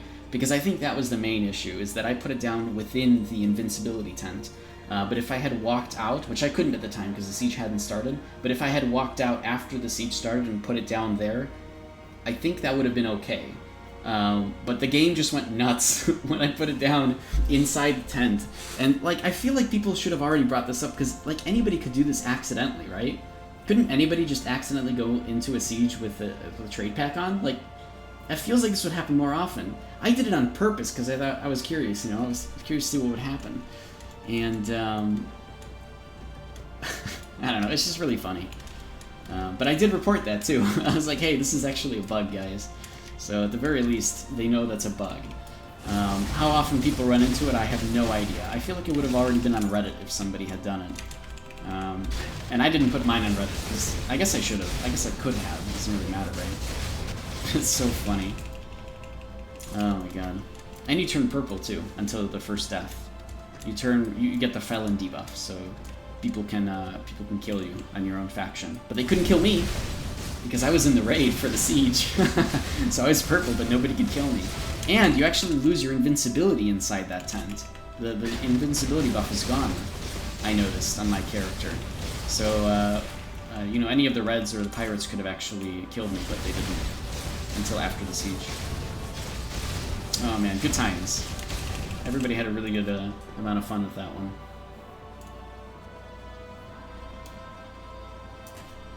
Alright. So Sparring Arena is not really working. Free-for-all Arena is currently being farmed. Drill Camp is also being farmed. Oh man. Yeah, it's pretty bad. This happens all the time, unfortunately. But I'm not going to sit there and just, like, constantly go into these things to report them, because unfortunately, like, you know, that's the only way to report them. This particular one, this, hold on. Like, if this person, if these guys are fighting each other and just one team is always beating the other team because this is the team vaults, you can't report that, period. There's no way to report this other than going to the leaderboard and being like, hey, look, this is suspicious. You know, where is this? This is probably the person that's their higher level, so Hefed, right? There it is, Hefed. 100% wins, 0 kills, 0 deaths, because all they're doing is killing the base, right? They're not actually, they're ignoring everybody else. 0 deaths? That's suspicious, right? Somebody could actually report this from happening right now and be like, wait a minute, these guys are bad. I can't get into that arena, though, to report it with video, because it's 10 versus 10, right? And even if I got in, they would kick me, because they have over 5 people, so they just kick me and then I'm out, and there's no report, right? Unfortunately, people do abuse these arenas, and it's unfortunate.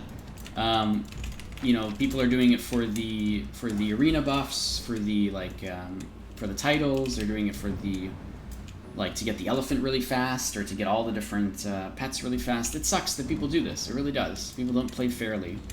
But like, I don't know, it doesn't affect my day-to-day life. I don't really care, right? I'll report what I can and then I'll move on. And unfortunately, a lot of people are the same way. Unless Gamigo starts enforcing the stuff themselves and not just relying on players to report it for them, it's just going to keep happening. So it's unfortunate, but it's, you know, every game has its issues like this, so it's not really anything new. And I don't see Gamigo enforcing this stuff anytime soon by themselves.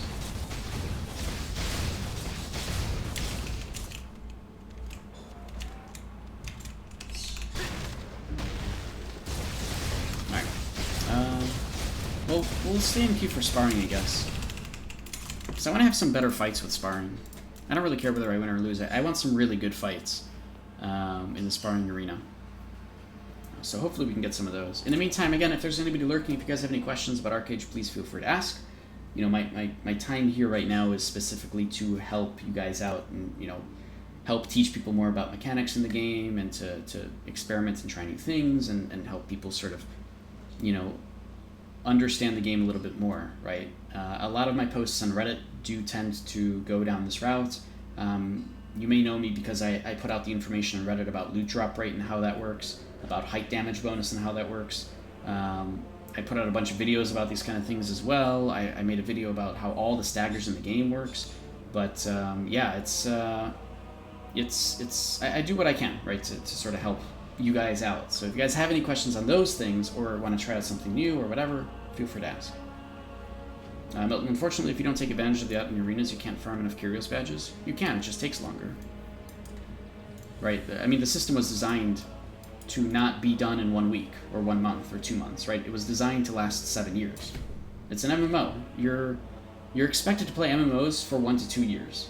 And this game very much says, you know, with the Curios badge system, you are supposed to choose what you want here. You're not supposed to get everything at once, right? That's how it's designed. It's not designed that you can get the turtle craft on the same day as all this other stuff, right? Like it's designed to take years to actually accomplish these things. And you can, a really good example of that is here. So the achievement system, right? You have collection items, and it's like the Sky Warden, the Sky Emperor, all of these things here, you have to get all of these different gliders, or all of these different pets, or all of these different vehicles in order to actually achieve the main achievement thing, right? And these take months and months and months to actually go and build all those, or to get all the fragments for the Growling Yawl and the Singed Vehicle. To get all of the different mounts so that you can get the Andelftr core. Like, these take months and months to years, right? Like, these take years for most people. And people got the Tuscarora in like 2 months, right? Because like all the stuff is just farmable, right? You just get your alts in there and you can get it in like 2 months, right? So this is something strange, right? It shouldn't be this way. Something is off. But unfortunately, this is happening, right? People get the Strata. Like, there's somebody on our server who has the Strata and the Tuscarora, which means they have a Turtlecraft and every single mount from the Arena Badge shop. And in addition to that, they have some other Narayana Squire pets and other things too. Like, everybody knows that they were just farming their alts, but nobody could catch them do it, so it's really hard to actually report it, right? But it's not designed for that, right? The system is designed to take years. Just how it is. It's people and humans that want to take advantage of the system in order to get things faster than other people, right? It's a human thing, unfortunately. You can't farm Heroes Badges because the arenas just doesn't pop. See, that sucks, unfortunately. Yeah, and I agree. If they developed the arena system better for NAE, it would be a lot better. And I'm kind of preparing like a big sort of thing around it. That's why you went to win and left Legacy. No, I mean in general, yeah, it's. But no, hold on. So Brutex, actually, what Milton's saying is actually correct on AAU as well. The free for all arena and the 10v10 arena have the same problem, right? There are people who do go into those arenas and legitimately queue up, but unfortunately for the most part, it's not easy to find those arenas because throughout the day, people just don't queue up all the time, right? And if you do go into those arenas and there's like, it's a 5v5 and people are just farming their alts, they'll just kick you. So you're not even incentivized to queue up for 10v10 because you'll just get kicked by people who are farming their alts. So there are problems with the arenas, which are not being addressed. And I've been trying to figure out my own suggestions, like not necessarily for them to fix it right away, right? Like my suggestions would go maybe to XL, and then like in a year they would make a change to NA, right? But as like a brainstorming exercise for myself as a game developer, as a developer in general, as a programmer, as somebody who does creative design and is a creative director on like different indie games, I do that. And I try to, for myself, learn more about different games and mechanics and also figure out better ways for a game to be designed. So I'm kind of in the works of coming up with something. So hear me out, okay? My thought for the arenas, and this is not perfect because it's still a brainstorming session. I have not put anything out there yet. But my thought is, for AAU, if they made it so that all of these arenas, including the Golden Plains battle, okay? If all of these arenas, only one of them was active at a time, okay? So every hour, these arenas would switch out, okay? But Golden Plains battle would always be the same times, and all of these other arenas would be RNG, okay? So, like, Golden Plains battle happens at the regular time it does right now, and then the next hour, one of these 4 arenas gets triggered, and that one is the one that appears in the top right of your screen. Oh, free-for-all arena is now open. For 1 hour, you can go. And then the next hour, one of these other arenas is open, right? So maybe the 1v1 arenas, or the sparring arena, or the gladiator arena. If they did that, and made it RNG for all of these arenas, but not, Golden Plains battle, you centralize when people go to these arenas, and you don't have to plan around it. It doesn't have to be like a schedule. It's just, oh, you know what, I'm free right now, and this arena's open. I may as well just go into it, right? Because for the next hour, I can do this. And because everybody's centralized to play it at one time, there's a significantly less chance that people are actually just farming their alts, right? So you can actually go into the arena and actually feel good about doing this. And in addition to all of that, people can't just farm their alts at like midnight to 4 a.m., right? They can't just sit there doing that all the time because those arenas that they want to farm are not maybe accessible that entire duration of the night, right? So it's a little bit of a brainstorming exercise. I feel like that would be a better system, but there are its flaws too, right? Because now, if you just want to do 1v1 arenas and that's it, you have to wait for the time to be able to do them. But maybe that's not a bad thing, right? Maybe incentivize people to go do other stuff too. Like if the free-for-all arena is out, and you don't like that, go do something else, right? But I get it. There's positives and negatives to any system. Milton, you're saying they need to rework how the arenas work fully. The balanced arenas are awful. Yes, I totally agree. And they are, by the way. A little bit. Small bit. They're doing a small rework to the buffs. And I can't give you the exact values because I don't remember them. But I want to say that defense penetration builds work better. And crit damage builds work better. Because I think every set gets crit damage and defense penetration for some degree. Something like that. And then they changed the defense values around all over the place. They did a bunch of things, but they did that in Korea, I think like previous patch, like a couple months ago or so. Which is interesting because I didn't think they would ever do anything to the arenas because the arenas are not a focus in this game at all, right?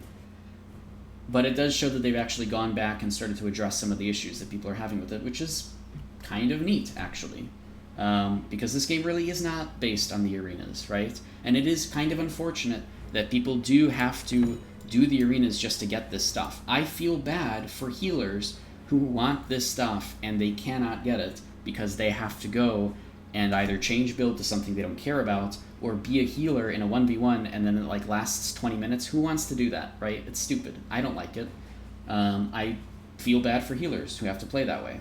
So there are tons and tons of issues, absolutely. This game is not designed for arenas at all. It is designed for open world, raid versus raid content, right? And when people do things to abuse the arenas, I get it. It sucks, right?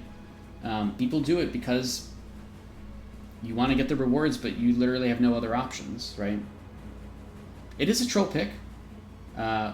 Chocolate 8X? I'm terrible with names, man. I'm sorry. Choco. They are, but you know what sucks as a healer? Having to sit through that whole thing. So, like, it's bad. It sucks to fight a healer in the arena. Oh, not true, actually, by the way. That's not true anymore. Because of how powerful Absorb Life Force and Innervate are.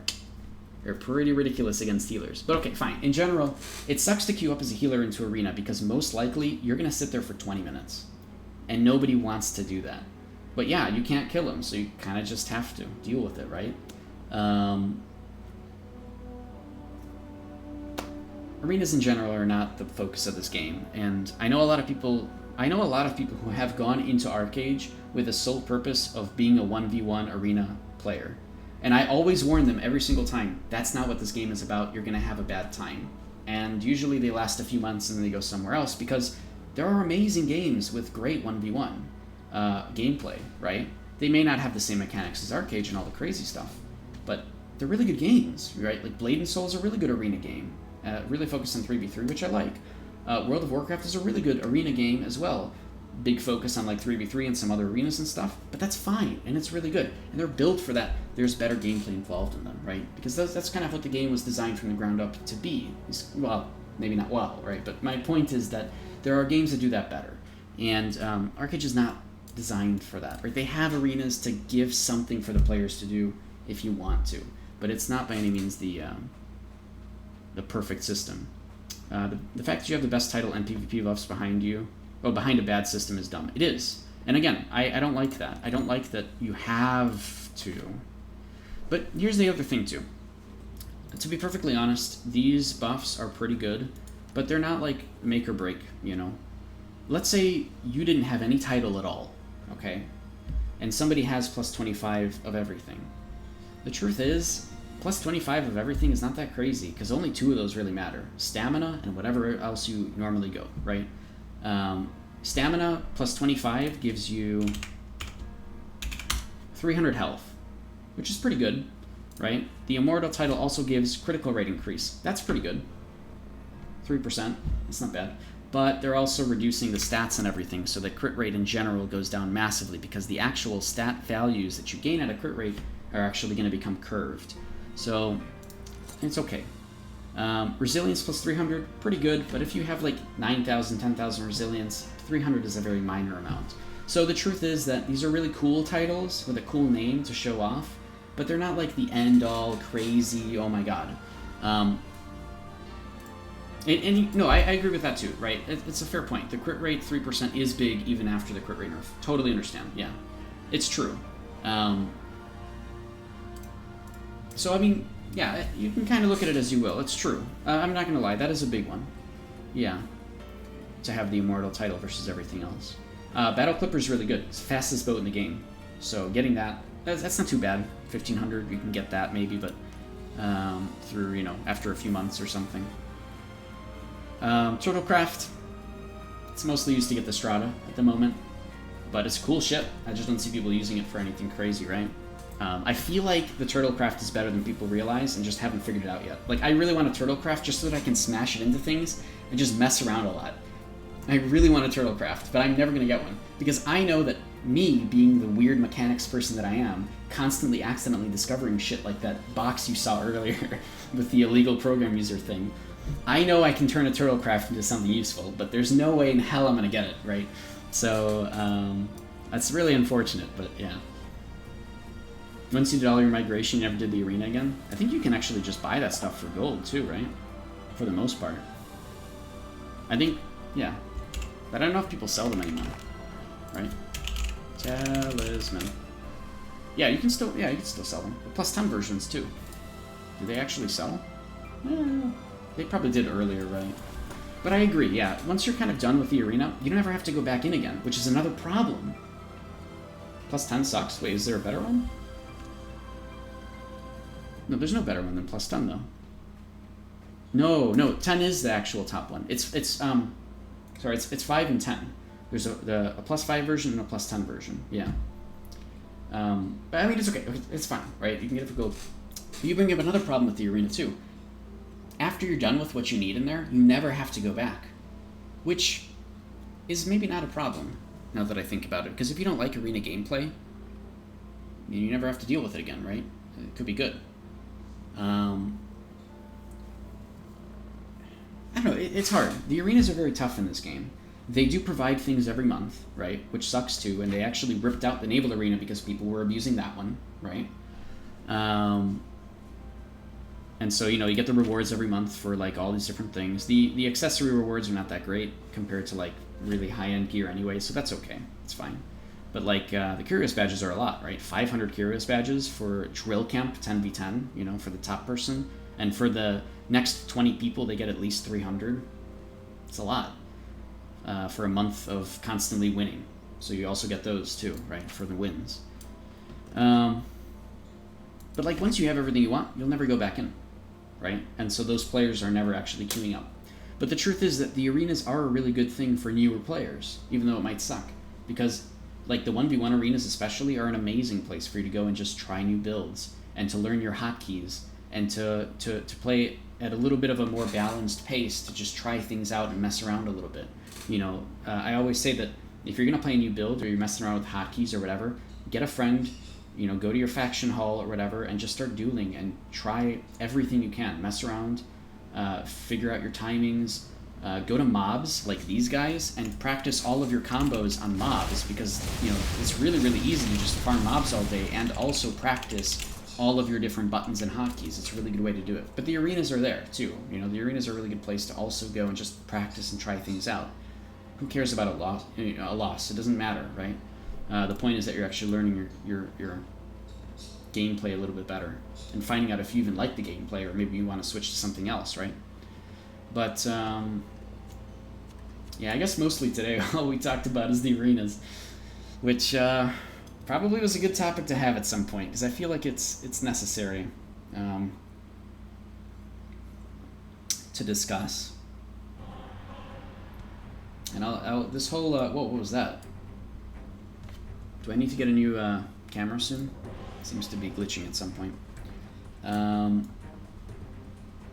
Yeah, so this whole, like, every VOD of mine from any stream goes up into YouTube in full, right? So you can always look back at these things later. And so you guys will all be able to see the free-for-all arena where it was 2 people and all of their alts versus me, right? You can go back there, you can see all my frustration. Totally. And it's fine. I like that. I am totally okay with people making fun of me and stuff. It's no big deal.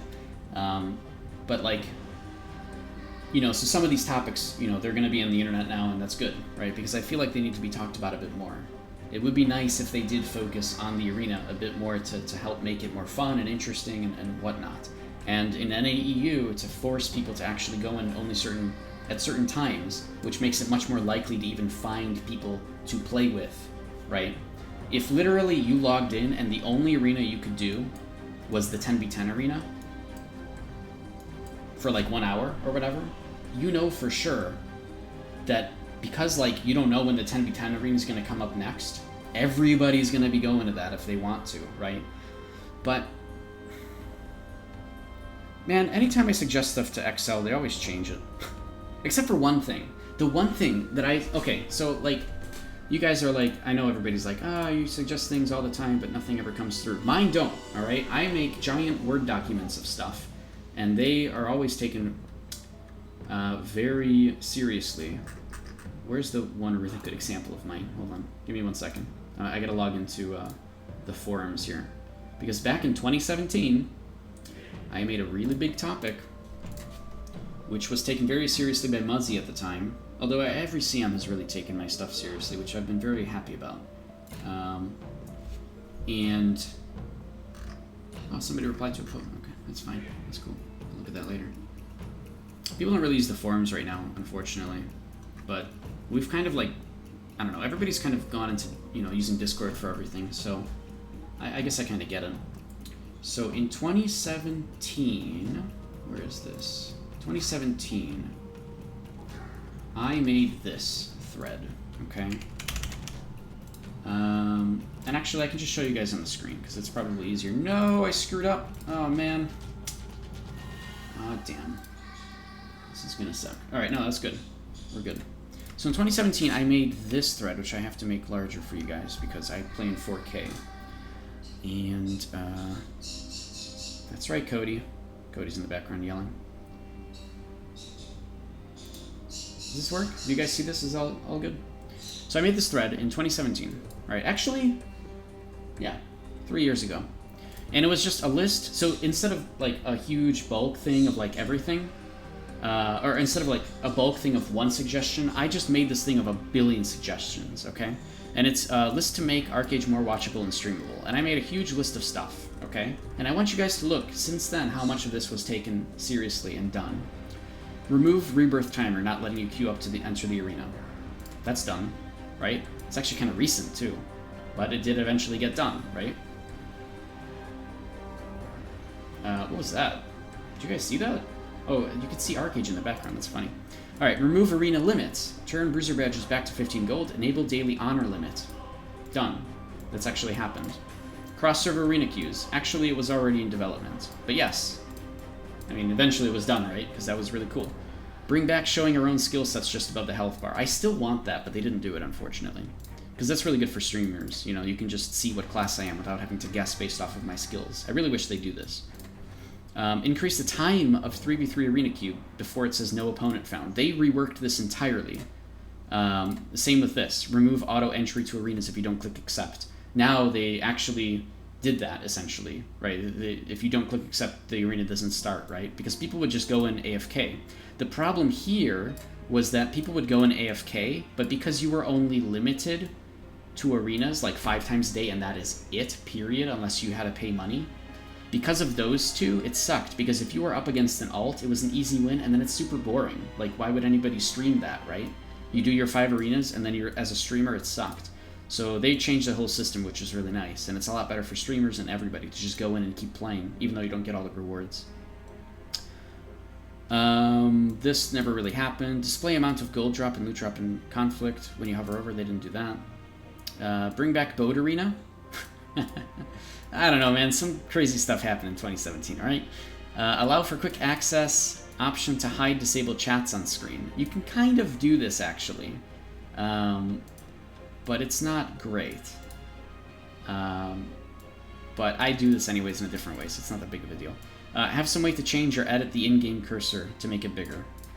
This is why I use, actually, and I had approval from a CM, from all the CMs at the time, to use YOLO mouse, because as a 4K player, I can't really see my mouse. It's actually, like, it's really tiny on my screen. So you can see it. There it is, right there.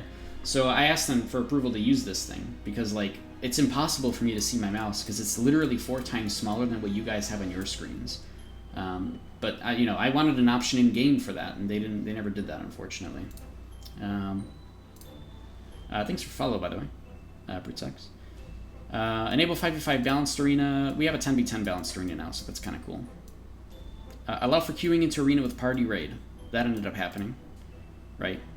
You can actually do that now. You can set up cross-server teams. Even though it doesn't work perfectly, you can't actually talk cross-server. It still works pretty well. And then, yeah, I mean, some other stuff too. But, like, in general, you know, it worked out pretty well. And actually, a lot of those things were taken seriously and did actually happen, you know? Which is cool. And that's not, like, I've put out tons of other posts too. Huge, essentially, because I'm a creative director, I understand these things. I know how people... Literally, I know who from Excel is essentially... Not exactly who, but I know that Excel is going to get this document, and I understand how they're going to read it. I understand what they're looking for. So I write these things pointing at them, right? At the people who will be reading it, and people who do care about that stuff. And so a lot of my suggestions have been taken seriously, and they've always put in some variants of them, which is actually really cool. Have you... I've put out tons and tons of stuff. I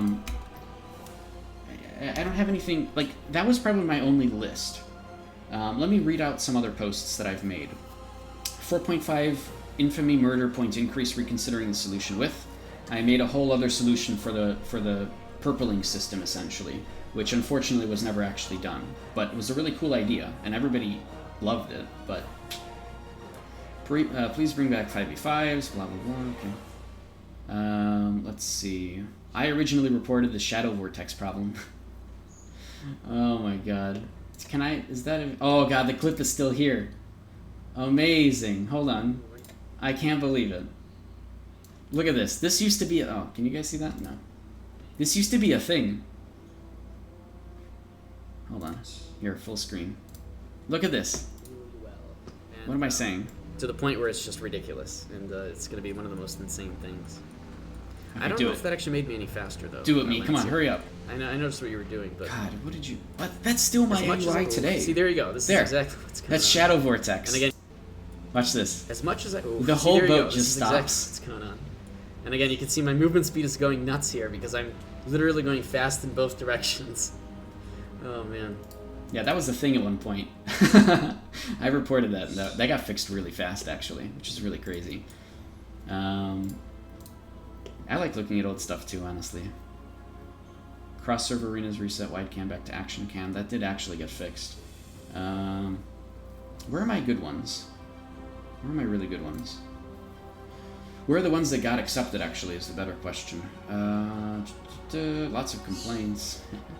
But, like, even I format my complaints in really big sort of documentation, essentially, right? Because there needs to be reasons why. There needs to, people who are reading for the first time need to understand it. You know, I need to put it in documentation form so people can read it better and understand things from a full scale of what's going on and why I'm suggesting the things that I'm suggesting. I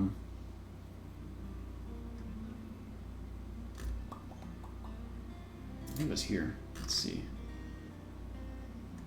I mean, you can look up my character, or you can look up GamePro03 on the official Archeage forums, and you can look up my user and then see what posts I've made. And I think from there you just scroll through and be like, oh yeah, look at all these things. Oh my god, you watched that thing? Choco? You watched my tutorial Noob to Master? I can't believe it. It's been like, what is it, 3 years, and people are still watching that. I do see that. Which is crazy, because that's kind of out of date by now, right? But how do I keep my camera so stable and smooth? Yeah, I don't know. I played a long time as Battle Rage, and so, you know, all the time when you're a Battle Rage player, this is what it looks like, alright? And I'm gonna make this even funnier for you guys. I'm gonna zoom in a lot. Alright, this is what Battle Rage players look like. Right? And it's ridiculous. There's so much crap happening all the time. And there's so much movement, and especially with Swiftblade, you can literally teleport around all the time, do all these crazy things. If that's what you're talking about, it's just because I hold right-click, and I do so almost as a skill. So you won't be able to really see this, but when you right-click, obviously it's to turn the monitor. But at certain points in time, I use it to also make sure my character is facing a certain direction. So if I am going past this guy, right now I'm holding it, right now I let go, right now I'm holding it, like it's happening very, very quickly. In fact, let me show you in a better way. Hold on. Oh, you know what? I don't think I set this up.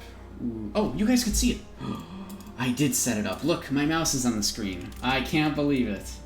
Look, there it is. Haha. You can't see my keyboard, but that's okay. So I hold right-click very, very skillfully to make sure that my screen is always facing where it needs to be, make sure my character is facing where it needs to be, and that depending on the situation, I can still target whoever I need to. Another thing that I do is I actually use my scroll wheel to target. This frees up my tab button so that I can use my tab button as another skill, right? My scroll wheel will target through enemies. If I scroll down, it targets backwards through enemies, right? And control scroll wheel is allies, like this, right? And shift scroll wheel is zooming in and out. So I don't accidentally zoom in and out during fights unless I intentionally do it because I'm holding down shift. And I don't have any abilities on my shift key. So I will not accidentally do something else just because I'm holding down shift while zooming out while in combat, because shift anything doesn't do anything except for my gliders. My gliders have shift keys, but that's it. So you do the same thing with zooming out? Nice. That's really good. I'm glad other people do. And I love this gameplay style. Actually, I did this from like years now. So I think, you know, knowing when to hold right-click, especially as a melee character, is actually pretty important, and is very, very important with Swiftblade. So it's a skill in itself, and you do actually learn that over time, but it's not something you're actively thinking about. It just sort of happens, I think. For me, it just kind of happens. I'm not thinking in my head when to push this button. So to show you an example, here's a bunch of things that happen, and I don't know what I'm about to do, but you're kind of seeing how my right-click is being held, right? And how often I'm using it.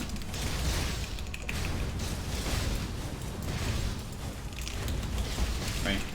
So like, through most of that combat I was probably holding right click. Now that I'm actually... now that I'm thinking about it, I'm actually like, I'm aware of my right click holding, which is a weird thing. It's almost like, hey, now you're aware of your breathing. Sorry guys, but like it's the same thing for my right click, so damn it. Now I'm aware of my breathing and I'm aware of my right click, which is even worse for me than you guys can imagine.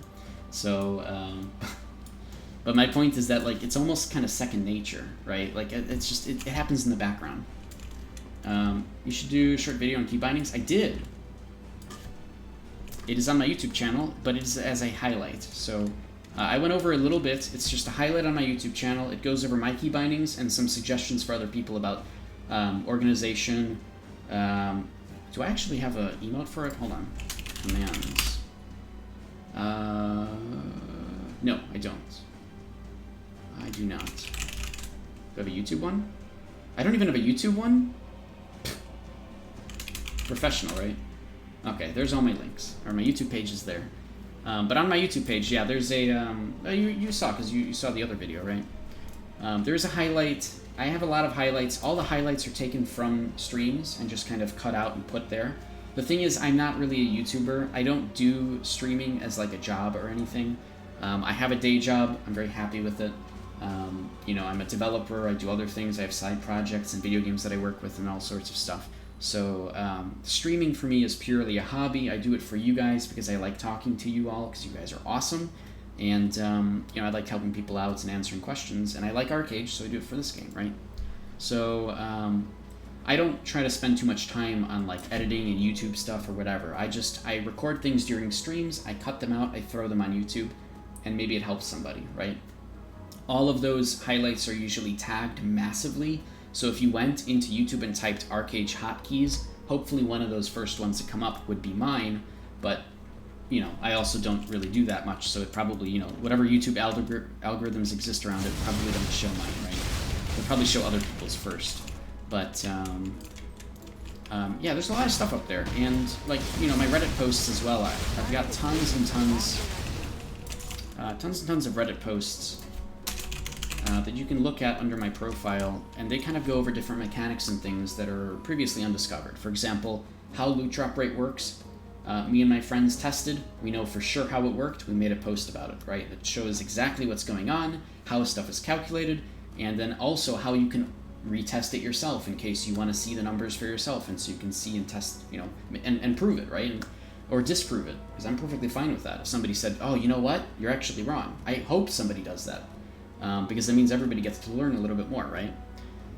So like loot drop rate is on there, height damage bonus, the crazy thing in the universe is up there.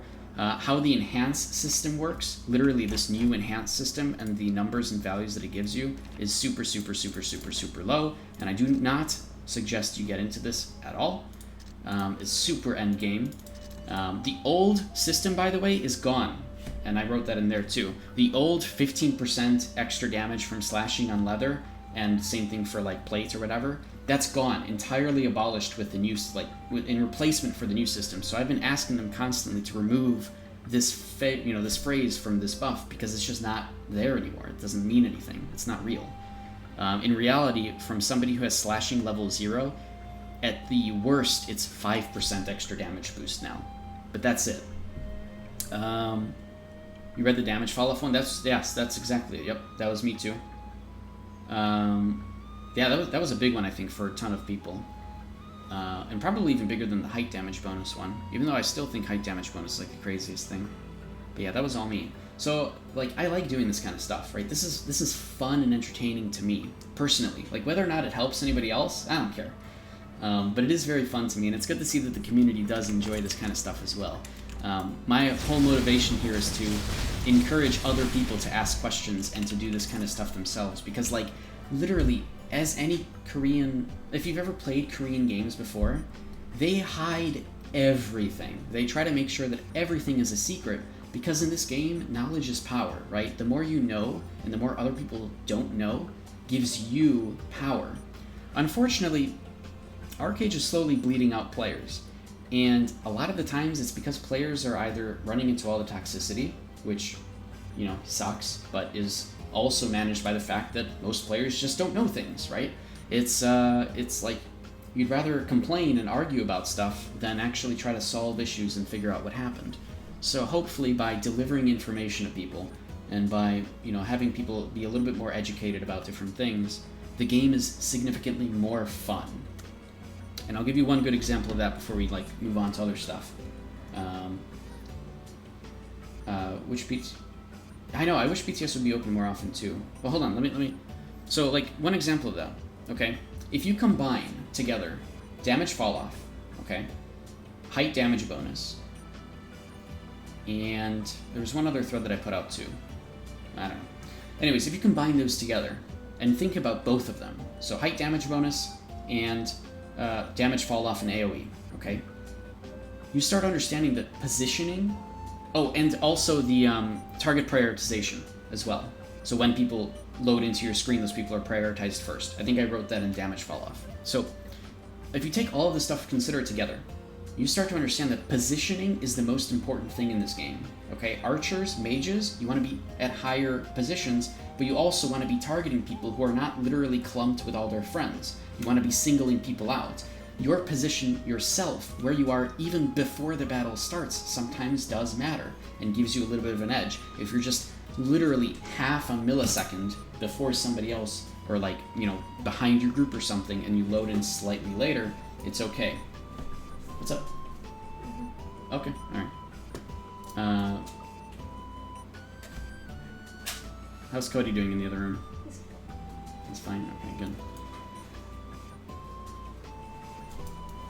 Okay, cool.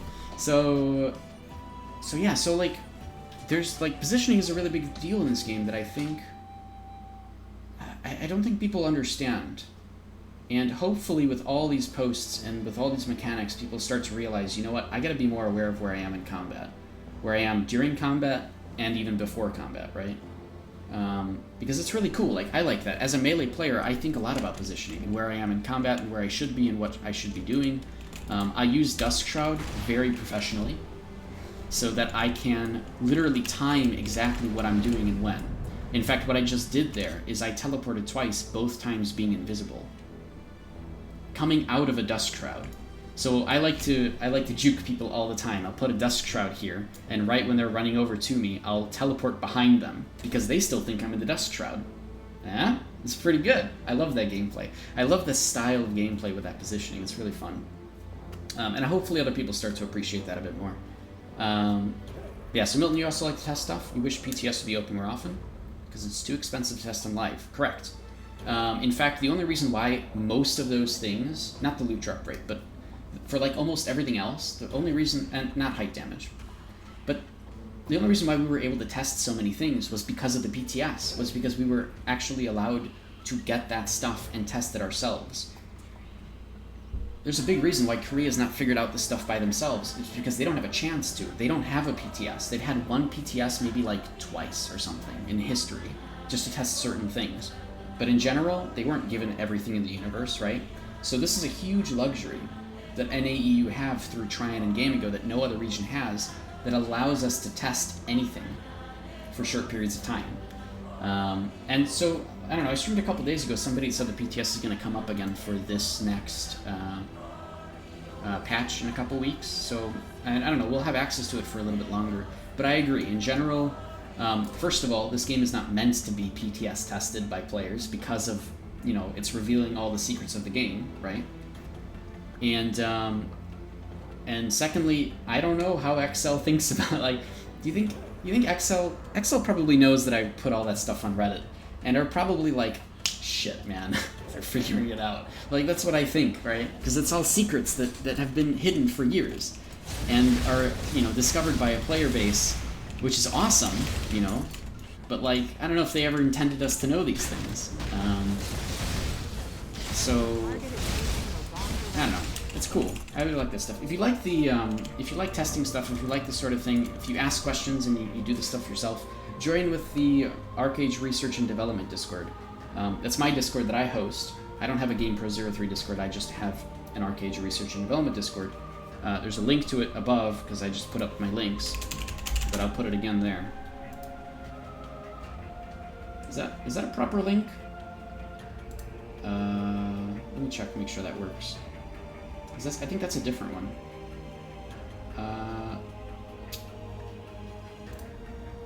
Oh, crap. I don't know. Sure, I think that works. It probably does. Whatever. No big deal. Oh yeah, it does. It does work, yeah. Linked works? Alright, cool. Awesome. You don't see why it would be a problem revealing it? Maybe not, yeah. The more I think about it after I just said that, the more I'm like, yeah, they probably are. If anything, they're probably like applause, you know, giving us an applause or something for figuring it out after so many years. So maybe it's not that big of a deal, but it's cool. Like, it's really cool that you, like, it's both bad and good. It's cool that you can, after 7 years, discover something new that's been a mechanic for literally the entire time. It's actually awesome. In fact, I do feel like me and my friends, I feel like we all contributed to something big, right?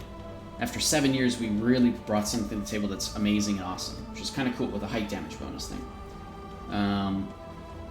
You don't really get that in a lot of games. So it's cool in Korean games that they hide stuff because you discover it and learn more, and then there's a feel-good aspect to it as like a researcher, right? But at the same time, this stuff, like, if it was already revealed to the community, if this stuff was already known and documented, if we had like an official wiki where this stuff was already there or something, people would already go into the game knowing these things, and if they want to learn more, they know where to go, right? There's an official wiki or something. They could just go there and start learning whatever they want.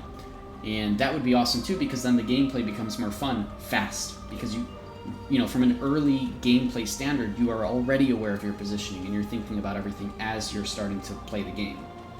So I kind of wish that people discovered this stuff earlier, and that it was already known, because yeah, it ruins the knowledge is power thing, but it makes the game more fun for everyone, I think. So it's positives and negatives to all of this stuff. What server do I play on? I play on Win. I'm on Win West. To be honest, that explains why you never kill anybody when you God's Whip into a crowd. Well, you'll probably kill one person, whoever you loaded in first, right? And maybe the second and third person. But that sixth person? Pfft, don't even tell me about the 10th person. There's no way you're doing any damage to them, you know? But yes, exactly. That's exactly why. I think a lot of people had a big aha moment when they read the damage fall off thing. But you know what sucks about Reddit though? All those posts are gone. Like, you have to scroll down really, really far to see any of them. Or go to my Reddit profile, right? That's what I hate about Reddit.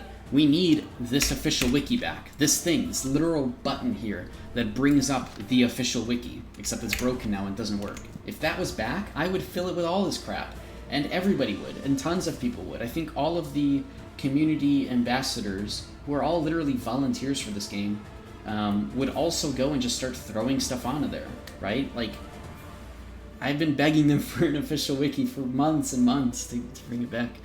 But the only way it's going to happen is if the entire community begs for it. So if you guys want to see an official wiki, you all have to go to the Discord, the official one, and just all the time remind them, we need an official wiki. Right? We need this. It'll help the game. It'll help out new players. We can throw all this crap on there. It'll be really great.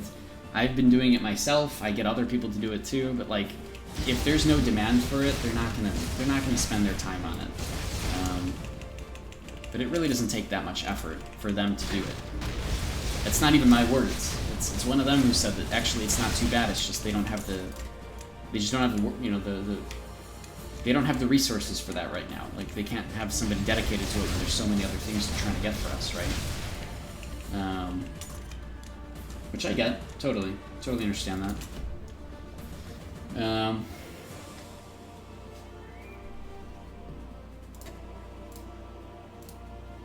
But yeah, so. And what have we been talking about today? What do I title this video on YouTube? I have no idea. I'll figure it out later. Anyways, if you guys have any questions about Archeage stuff, please feel free to ask. Again, I stream mostly to be here to answer things for you guys, so if there's anything in this game you want to know more about, please ask those questions. Again, Archeage is really complicated, is meant to be that way so that you have to learn and discover stuff, but it's always easier to make a friend, join a guild, and ask questions to people who've played for a long time. So I'm here for you guys. If you guys have anything you're trying to learn a little bit more about, maybe you want to theory craft a build, maybe you want to like theory craft a gameplay style or something, we can do that. You know, you don't have to be shy or anything. If you're lurking in the background, you know, feel free to just chill and hang out, ask your questions, we'll have a little discussion. I always prefer that people, instead of PMing me on Discord, just go onto the stream and ask me questions directly. But I also answer PMs on Discord, no problem, and give people tons of information, because I like doing that. And I, like, as a game developer, as a creative director, as my side projects, as who I am on my side projects, I like to create things that are genuinely fun and are genuinely enjoyable. And so Archeage has all this crazy stuff in it, and a lot of people just don't understand how to take advantage of it to have true fun feeling, like to have true fun feelings, right? And so part of my goal here is to show people, here's all the crazy stuff this game can be, and literally, like, if you want to be super, super crazy and competitive, hey, Jocks. You just finished the quest? I've got to... Oh. Yeah, I'll help him out. But, like, just as an example, like, if you want to be, like, super crazy competitive, oh my god, you can literally take out... You can literally take out your siege tank as an archer or a mage. Alright, you take out your siege tank, okay? You do this, and then you get on your siege tank, and then you angle it up, okay? Are you ready? You angle it up, alright? Then you get on top of your siege tank. And then from there, you shoot down, and bam! You have a high damage bonus. This is literally a thing that people can do, and I really doubt that anybody's going to go to that scale. But the fact that that exists is pretty crazy, right? And you won't know that unless you ask the right questions, or somebody tells you, hey, you know, there's a height damage bonus in this game, right? Yeah, I'll help Jocks out for a little bit. No problem. Hey, Laboratory of Gaming. We've had like crazy conversations today, so welcome. Welcome to the stream where I complain about arenas, we talk about lots of mechanics, and people learn a bunch of stuff about Archeage. But you know, you've been around my streams for years now, I think, right? At this point. Here's one. What skills are most helpful for a dedicated songbot to use in raid content? Oh my god. That's... You're strong, thank you. Oh, he's done? Really? Anyways. So I have to think about that, so I'm buying time by pretending like I have to pay attention to the video game. That's a tough question, but it's a good one, because let's say you are a songbot, right, and you don't want to interrupt any of your skills, because then you have to go and reactivate all your songs, right, and it's really annoying to do that. So you're kind of stuck with using significantly faster skills that don't have cast times, right, or obviously using Battle Hymn before a fight, right?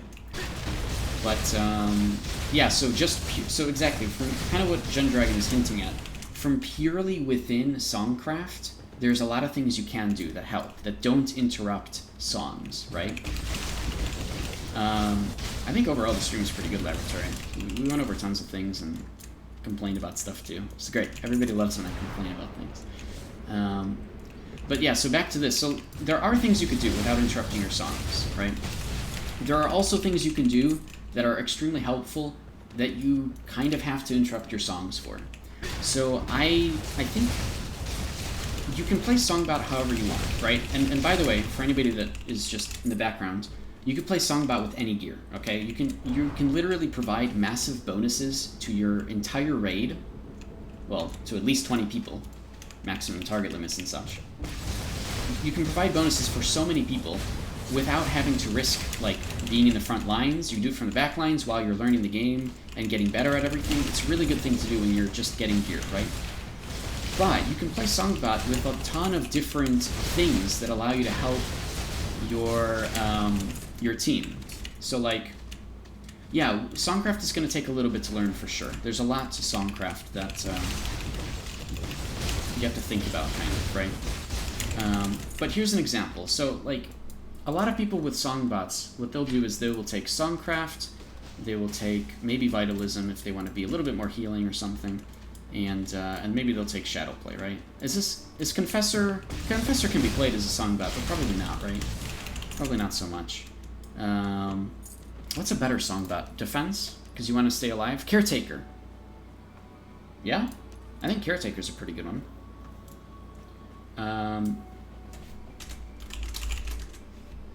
Yeah, so there's different builds you can do.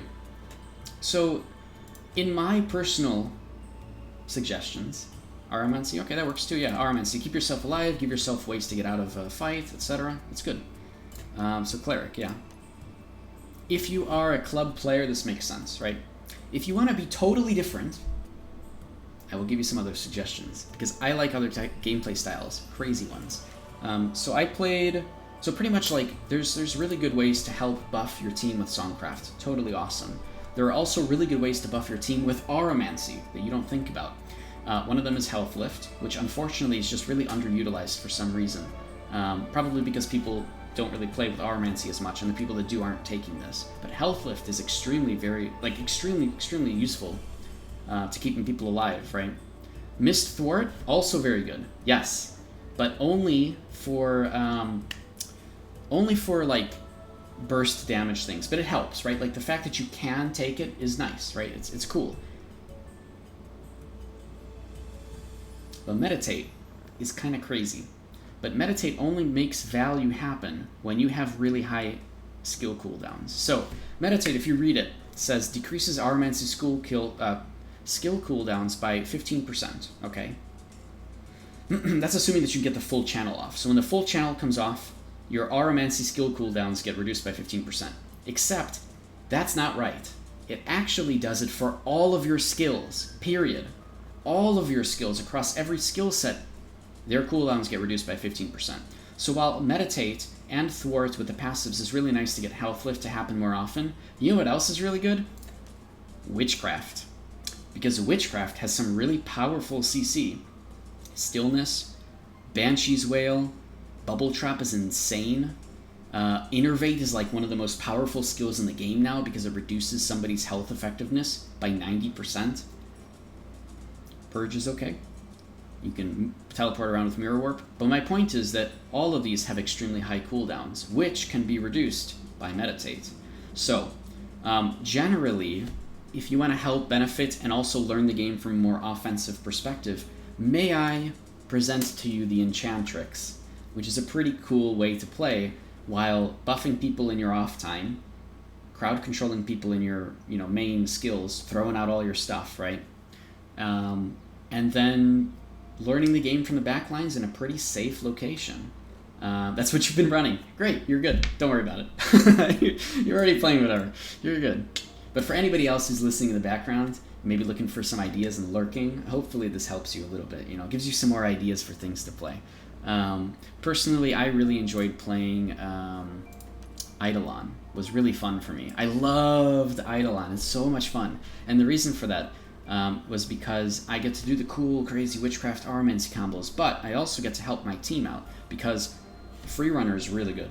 All right, like really good. Okay, Bracing Blast, really good. If you can push back the enemy tanks from your lines back into their lines, that tank is useless and silenced for 3 seconds. Pretty good. Bracing Blast is awesome for just completely disabling an enemy tank and making them do nothing. But like from Shadow Play, you can use Free Runner to help buff all the people around you. You can use Leech to leech off very important things from enemy tanks or from enemies in general. Throw Dagger is an extremely, extremely powerful skill because it cancels Warding Light, Warding Mist, Conversion Shield, Protective Wings, Insulating Lens, and Mana Barrier. Literally, if somebody has Mana Barrier on them, Throw Dagger destroys it. It's an extremely effective way to make sure that your team can do damage. And so there's all these different things, and I loved playing Eidolon for even with my gear score, I played it just for the hell of it because nobody else was. Use Leech most on healers, to be honest. Yeah, generally I'd use it against tanks because I'm never in the front lines, right? And the tanks come to me, so I leech and then I throw them back at them, right? But yeah, I never got to leech healers. Why would... What are you leeching from healers? I'm trying to think. There's got to be something that I'm missing. Because I can't think of it off the top of my head. Resurgence, Renewal, and other buffs. Yeah, I guess. I'd leech that off of... Oh, I guess if... Yeah. Okay, I see your point. Because you want to kill them. The whole point is that you want to kill the healers, right? I see. Okay, yeah, that's a fair point. I totally agree with you. Luckily you have Innervate, which helps out like a ridiculous amount. Did you know that Innervate can actually be stacked twice? If 2 different people use both different versions of Innervate, both of them stack together. So you can give somebody minus 180% healing received. It's pretty good. Then combine that with Absorb Life Force, which does the same thing. Oh man, it's crazy. But yeah, it's a good point, Arya. Wait, Arya? The same one from Win? Or is it somebody else? Because Arya is a pretty popular name, I hear. Oh, you are? Hey, welcome. I haven't seen you on the stream before. And my voice is dying, which is great timing.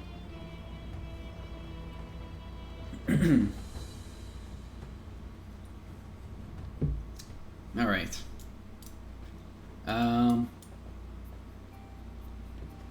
YouTube is boring? I'm so glad that I can be slightly less boring than YouTube. So, Choco, back to your question. Choco Lakes. This may be a stupid question, which, by the way, there's no stupid questions in Archeage. This game is ridiculous. But your friend would like to know, asking for a friend, if 2 melee are fighting on a slope, and they are even in every way, would the melee on the higher end of the slope get a slight damage bonus? Yes. In fact, you want to get real technical, you actually do more damage by jumping, but you have to time it right. So, here's a... Oh, this is terrible, because, look at all this crap. Alright, so first of all, height damage is calculated by the very bottom of your character. This is why dwarves don't actually get any bonuses by being... or negative bonuses by being so short. And Warborn don't get any real bonuses by being so tall, okay? So height damage is based on the bottom of your character versus the bottom of somebody else's character. So when you jump, your height increases by about 0.5 meters. 0.5 meters is enough to give you the very low end of height damage bonus, which starts at about somewhere between, we noticed, 5 to 8%. It's a pretty good bonus, right? In fact, if I just normally hit him with Blade Flurry, and then I just jump and do the same thing, you already notice that there's a slight damage bonus. But I also have to time it right, because actually, It's hard to do this. Yeah, there we go. Okay, so hold on. Let me do this properly. Hold on. Alright, so let's go over here. We're gonna get rid of buffs. Okay? And we're gonna hit... maybe I should do this on a training dummy. Let's go to training dummy. Because it's gonna be hard here with all the slopes. But to answer your friend's question, and it's not a stupid question. Like that's like the perfect question, Choco Lakes. That's like the best question you can ask because it's correct. It's such a good question. That's not a stupid question. It's awesome. Yes, if you literally just jump, you get a damage bonus, but you have to time it because you have to calculate when the server thinks you're at the top of your jump. So for me, I have to jump and then start attacking as I start coming down, and then I notice that I get a damage bonus. I don't really think about this too much. Honestly, during combat, I don't pay attention to that. I just jump around, right, and hope that I get a little bit of a bonus. But yes, if you're fighting on a hill and somebody's above you, and they're hitting you from a height, even melee skills work. Absolutely. Absolutely. And the height, like the jumping here, is a really good example of that. So, nope. Alright, we're already killing off my log here. Alright, bam. So, Blade Flurry does 2409 damage, and we gotta keep getting rid of these buffs off of me so that they don't interfere. But you can kind of see 2409, get rid of the buffs. 2411, why is it 2411? Oh, that's very similar, right? 2409, 2411, very similar, okay? If I jump, 2552. Just from jumping, literally, just from jumping, and you might not be able to see this, but hopefully you can see it on the screen and such. It's crazy. Like, you literally can jump to take advantage of this. In Arya, you wish you had low ping to abuse height difference? You can. I mean, I gave a stupid example earlier, but the truth is, man, you take out your siege tank. I'm gonna do it again because you weren't here earlier. You take out your siege tank, alright? I know this is stupid. It's a joke, alright? Just bear with me, okay? You take out your siege tank, you get on your siege tank, right? You do this, and then you angle your siege tank. Okay, then you get on your siege tank, like this, and then you just start shooting at things. Because you have a slight damage bonus right there. This is probably like 10%. That's not nothing, right? Just from being on the top of a siege tank, you'll do damage bonus to all those little people down there. Yeah, arc lightning time. From the top of a siege tank. But the point is that it's true. Like, I'm not even joking about, like, it's a joke, yes, but I'm not joking because this is literally a thing. Isn't that not crazy? But, you know, usually if you're on top of a hill or maybe during a siege, if you're just standing on top of the towers, you can make this work, okay? You want to get real technical? I have rocket boots, all right? You got to time your rocket boots right there. Bam, bam, bam. You start shooting them, all right? Bam. You got super OP rocket boots. But it gives you the idea of how can I take advantage of this literally every single moment of existence, okay? When people are fighting the world boss in Windscour, Savannah, there, or... What is this guy's name? I don't know, man. What rocket boots are these? Secret item. Of course, there's like a bajillion secret items in this game, Choco. But I'll get to that. To be honest, height difference would be most insane in archers? Yes. Absolutely. And stand still with Deadeye? Well, they're changing Deadeye. But yeah. So Gore-Tusk, I'm always like, I hate it. Because what I see in Gore-Tusk is all the little people come by and they're like, alright, we're gonna kill some Gore-Tusk. We're gonna kill this thing. And then they stand at the bottom of the hill shooting up. Like, oh man, have you read my Reddit posts? I mean, geez, just stand on the top of the hill. You'll do like 20% more damage. It's real easy. And then I have to tell everybody to do this, and then nobody listens. But like Gore-Tusk is a great example of a fight that happens on a hill, and it happens right there, and you can literally just stand up here and just shoot down a Gore-Tusk and kill him, like much quicker, right? But yeah, archers can take advantage of height difference like crazy, and hopefully they are now. And I do see, like Oso, for example, they've taken almost everything that I've put out there to the community, and they're taking it a little too seriously, alright? From what I hear from Art, they are like, they were begging him to be like, alright, test, I don't know, whatever. Art was telling me things. I don't know what they were doing. Nobody's begging anybody. But my point is that they really do, they took all that information and they incorporated it into everything. because Oso understands they need to maximize their efficiency, right? And that's good. That's a good gameplay style. It's actually proper to do that. But not everybody keeps up to date with Reddit, right? Not everybody keeps up to date with mechanics, especially new players. So that's why I want an official wiki so that we can actually make this thing happen and get people to understand these things more often. Not only that, but they stay super close to him. They do reduce damage because you're not even within this. Yes, exactly. We're not within, because you are within 15 meters. I know, people. But there is so much craziness to this game, right? That we haven't even discovered yet, okay? Do you guys realize? I haven't figured out yet why Vicious Implosion sometimes fails. And when I figure that out, everybody's minds are going to be blown again. Like that gif of the guy, okay? I gotta figure that out, because Vicious Implosion can fail. But how? How is it possible? It can fail, there's a chance for it to fail. But where? Is it from magic? What if you're using the melee version of Vicious Implosion? I've seen that fail more often than anything else. Maybe it's all magic based. Maybe pushing and pulling is magic based. Something's going on there, right? There's mechanics that exist that we have no idea about yet. So, and like height damage is just like one thing, you know? Does Vicious Implosion not work in magic accuracy? Maybe it does, but there is a melee version of Vicious Implosion, right? So you'd think, oh, that's probably going to be based off melee accuracy. I don't think so. Don't think so. This is the melee version right here, Quake. You get immunity if you use it too many times. That's true, but I'm actually not even talking about that. The most I see it fail in is during Noriette, when you initially do the Vicious Implosion pull, and nothing happens. I see it all the time, and I think it's because there's something weird going on there. Sometimes people use it too early, because the mobs are still not... they're still inside of their immunity, so I try to make sure, okay, hold on. Did they fail because they did it too early, or did they fail because they did it at the correct time? But I've seen people fail it at the correct time, you know, when the mobs are there and ready to be fought, right? You've never seen a pull fail in Nori? I've seen the melee one for sure, because people usually go in with melee. So there's crazy things that happen that I'm just not even aware of yet, right? We're trying to still discover and figure out. Alright, remember in 4.0 when people were 100% reliant on 2.9 info for ship components and they were underrating the most OP cannon in the game? Yes. Are you talking about fucking multi-purpose cannons? I hope you are, because multi-purpose cannons were so OP. Oh my god, and people just never realized that. Like, double trip chance, Pog. Yeah, they hit twice. They literally had 2 damage hits. People, come on.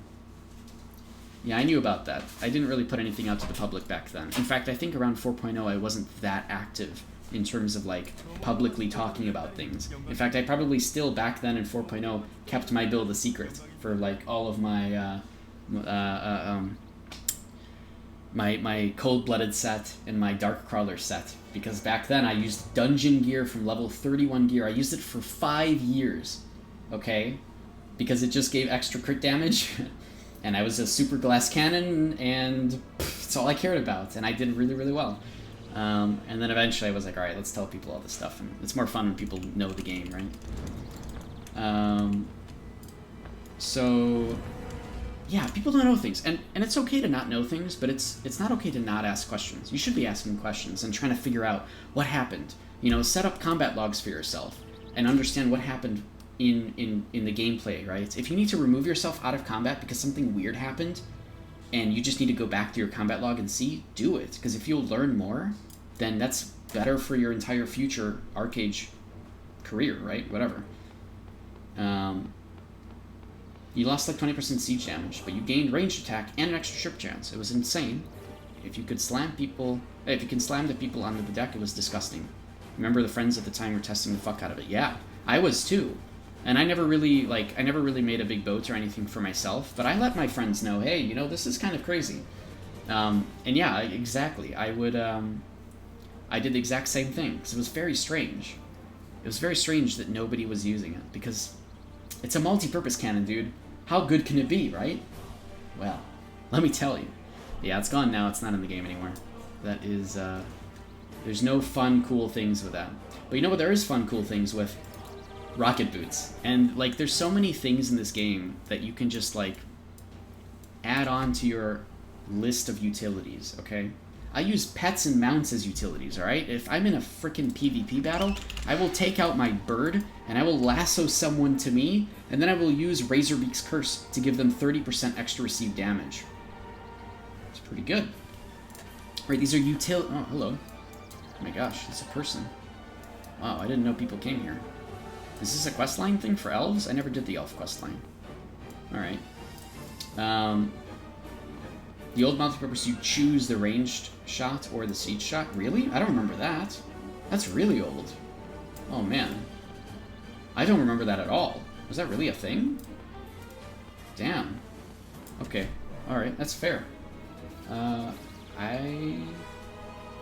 don't remember that at all. Okay, alright. Well, fair enough then, yeah. That might have confused people, yeah. I get it.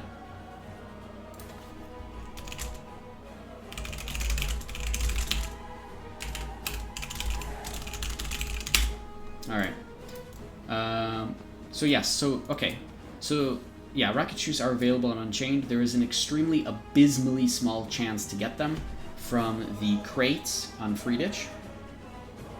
Or the crates and barrels underneath Growlgate. Growling. Yeah, Arya's laughing at me now. But anyways, there's I'm gonna clarify this for you. It's an abysmally small chance, okay? It's abysmal. That's how small it is, okay? But I admit, I took my alt over there and I spent several days trying to get it, and I got it, so yay. I got the rocket boots. So that is the thing. They are very cool. I put fall damage reduction on mine, which, by the way, fall damage reduction on shoes only comes from the Lynx Lunafrost, which can only be gotten from Jester's Crates. Jester's Crates gives a green Lunafrost RNG thing. That's the only place you can get a Lynx Lunafrost. So I had to go and farm Jester's Crates to put a fall damage Lunafrost on my rocket boots. But you know what's cool about the rocket boots? No, Lily Lovebright's an actual player. They were there on Days of End? Wow. No, my alt is, oh god, not the bees. That's me. I made him look like Nicolas Cage too, I love it.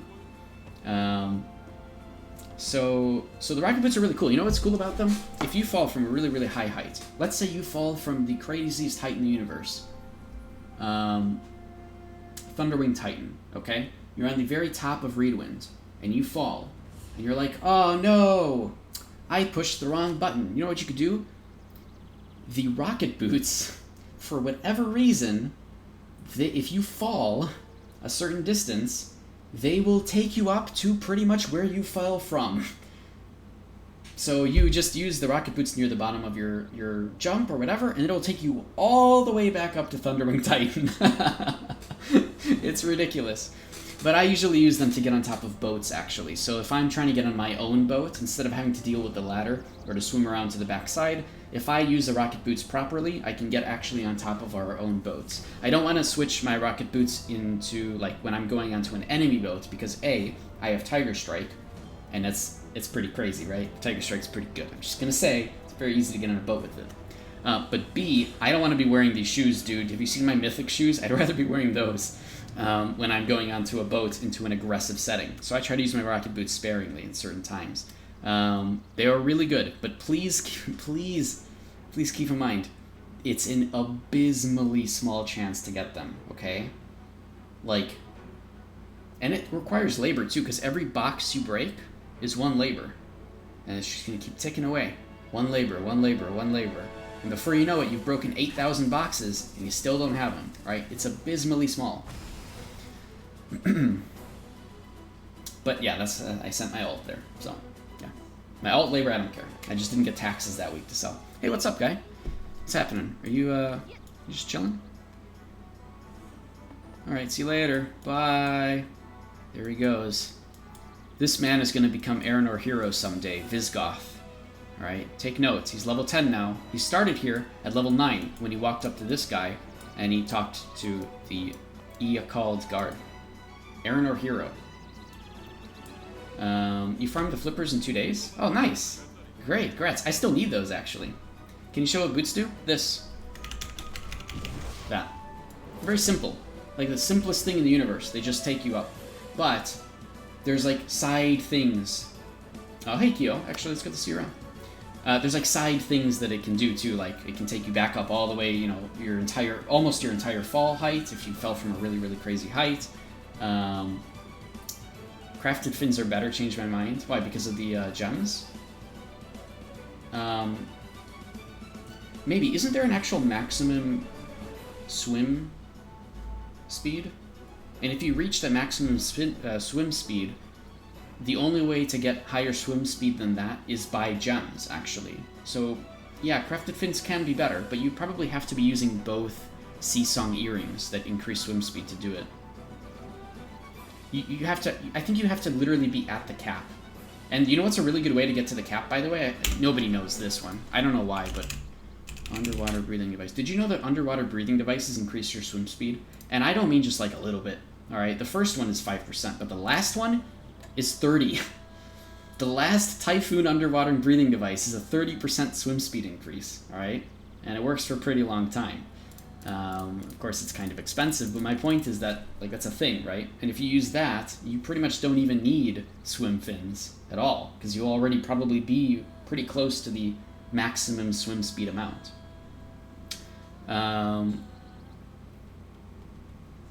People said that, but you don't feel it. You had 50% swim speed, which people said was cap, but you could add tidal, which increased it by 10% more. So then you probably weren't at cap. Yeah, I don't know what the cap is for swim speed. I think I wrote that down once, but it wasn't in the Discord, and I don't know where that is. I'd have to retest that myself. 30 plus 12 from the fins. Had pet swim speed bonus. There's a 10% tidal as well. I don't know, were you wearing an underwater breathing device? Because those help. You can test that with that too. In fact, I think on my legacy character, I had a Seabreeze underwater breathing device, which gives 15%, which is already really good. I think that is how I tested the maximum swim speed, is to have all those other things in addition to this. And then you can get there pretty quickly. But they're both good, you know, I don't know. I don't think I'm going to change your mind at all about crafted being better. I mean, I have crafted, but I still want the eternal ones, right? I still want the ones you get from RNG crates at the bottom of the ocean, too. You know if Aranar Awakening Scrolls have a failure chance? I don't, actually. I never did that. So if anybody does know the answer to that, let Chocolax know. Arya, no, you weren't. You were at Levy tracking. You were a pirate account. Ooh, okay. Cool.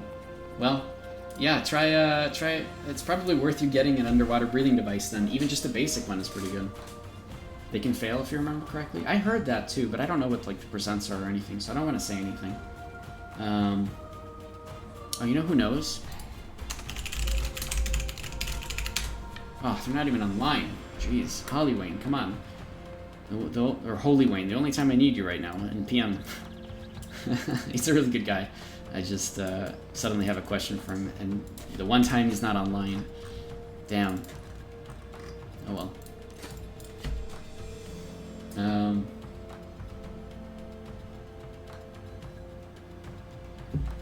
I mean, Aranar Awakening on your cloak has a failure chance, so... But that's a different process entirely. What's up? How's everybody doing? I'm gonna stream a little longer than I had intended to. 'Cause I like this. We're having good conversations actually right now.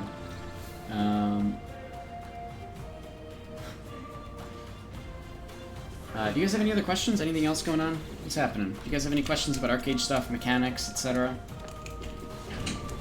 We got reset in like 5 minutes. I don't want to think about that right now. I'll do all my Arc Pass stuff off stream. I don't want to do that right now. Let me go back to farming Nuimari. While I'm just chilling with you guys. Thankfully, I don't have to do dailies anymore. I'll do the garden one. I forgot to do garden today, but whatever. Like, I have all the gear that I want now. Like, all of my gear is at such a high level that at this point, investing more into my gear costs way more and gives me so little. So I don't really care. Like, everything that I have is great for endgame. And it was already great at endgame when I had 11k gear points. Like, when I had 11k gear score, which, again, gear score doesn't mean anything in this game. Don't look at it. It's, like, the worst stat ever, because it doesn't really give you true value. If it was stat score, that'd be a different story. But people can just pad gear score with things, so it's really stupid. And things are a mess, and I don't want to talk about it. But my point is that, like, I was great at 11k gear score. I could kill anybody, period. Anybody that I needed to, right? I'm not going to kill a tank, because that's not my job. But now it's like, man, I've gone way over. Like, I don't even know. I don't even know what to do. Like, I'm going to get my bow up next, because it'll give me a little bit of defense penetration, but, like... Yeah, exactly. Tempered bow is a boosted gear score. I have it at plus 17. You have any idea why? Actually, I do. I have. This is how I... Dude, shoot arrow is pretty good. The BM shoot arrow? Come on. How can you say no to that, right? Yours is plus 20? That's pretty good. Your shoot arrow must be amazing. As a mage, right? As a mage. Hold on. I don't have you added as a friend. I barely talked to you. I talked to you once. Oh, you are? I do have you added as a friend. You're just not online. Oh, you bastard. Yeah, you're a mage, right? All haram. Yeah, all of it. Yeah. You know, I really want the world boss Black Dragon sword. Maybe someday. But, yeah, all of it is haram. So I'm just like, yeah, I'll do garden. I go into garden, I do rank 2, and then I'm done. Like, I don't want to spend more time in there than I need to, because I don't really care. Like, I'll be fine. I survived just fine. It's not a big deal. Should go Eternal Weapons? Yeah, but like 5% more damage isn't that crazy on the weapon itself. Another gem. The actual differences are just so... Here, I can show you, actually. What am I... Why do I don't even have to... Here. No, not that one. Actually... Yeah, alright. That was a good one. 72. 72 DPS difference, which translates into maybe 60 melee attack, which just depends on the skills themselves. So, like, maybe 100 more damage from Hammer Toss, you know? 120 more damage from Hammer Toss. Yeah, it's okay. I mean, it's alright. An extra gem is okay. 6.3% crit rate versus 6.1. I don't know if Eternal is useful for crit rate, considering it's a 0.2% extra boost. Defense penetration difference is not even 20. It's 11. The difference between defense penetration on the synthesis stat between Eternal and Mythic is 11. I'm not really going for this right now. Like, it's too expensive. I get nothing out of it, right? It's like... like, why would I do that? So what have I been doing instead? Well, I got a small wyvern, which is pretty funny. In fact, I don't know if you know this, but this is one of the most powerful mounts in the game until the Typhoon Drake comes out, because this thing can just AoE trip everything. There is no limit on the AoE trip on this, which is crazy, actually. So you just run this through your enemies, and literally everyone is tripped. Pretty good. A nice little investment, a nice little toy. Spent a lot of labor on my ult. I got rocket boots. It has its moments. It's pretty good. I got a car with my diligence just because I like that thing and it's pretty cool. I don't even do trade runs, but I just wanted it, so I just got it, right? Like, I'm getting all these toys and utilities because I can use these things, right? I have more use in spending my money and stuff here than maximizing the gear that I don't really need. So Choka, I'll answer that in a second. But, like, my point is that I am currently able to accomplish my goal. In fact, as of like 3 months ago, I could accomplish my goal. And my goal is to kill healers and kill mages and also kill Arya. Because I have to disable these people. I have to kill them off so that they don't kill me or my friends, right? That's my job, is to kill those guys. And I have had no issues with that, period. So, I mean, generally I'm okay. I don't need to keep increasing my gear if I can already do what I'm doing effectively, right? So I go for other things. I go for all these different toys and mounts and gliders and pets and stuff because it's fun for me to do that. You spend 20k gold and 360 diligence and 3k labor to get a cannon. Yeah, I don't want to do boat stuff. I'm really afraid of it. I do have a boat, but I don't even want to get into there. So Choco, let me get to you first because you were saying stuff. You're a 13k mage with crit. But the upcoming patch has you thinking that defense penetration is the way forward. Do you think it's worth under... Did I just crash? Oh no, it reset. So later patches think defense penetration is better, right? Do you think it's worth undertaking the speculative task of switching? I I don't think at the current state it is. And here's why. It's a really expensive endeavor.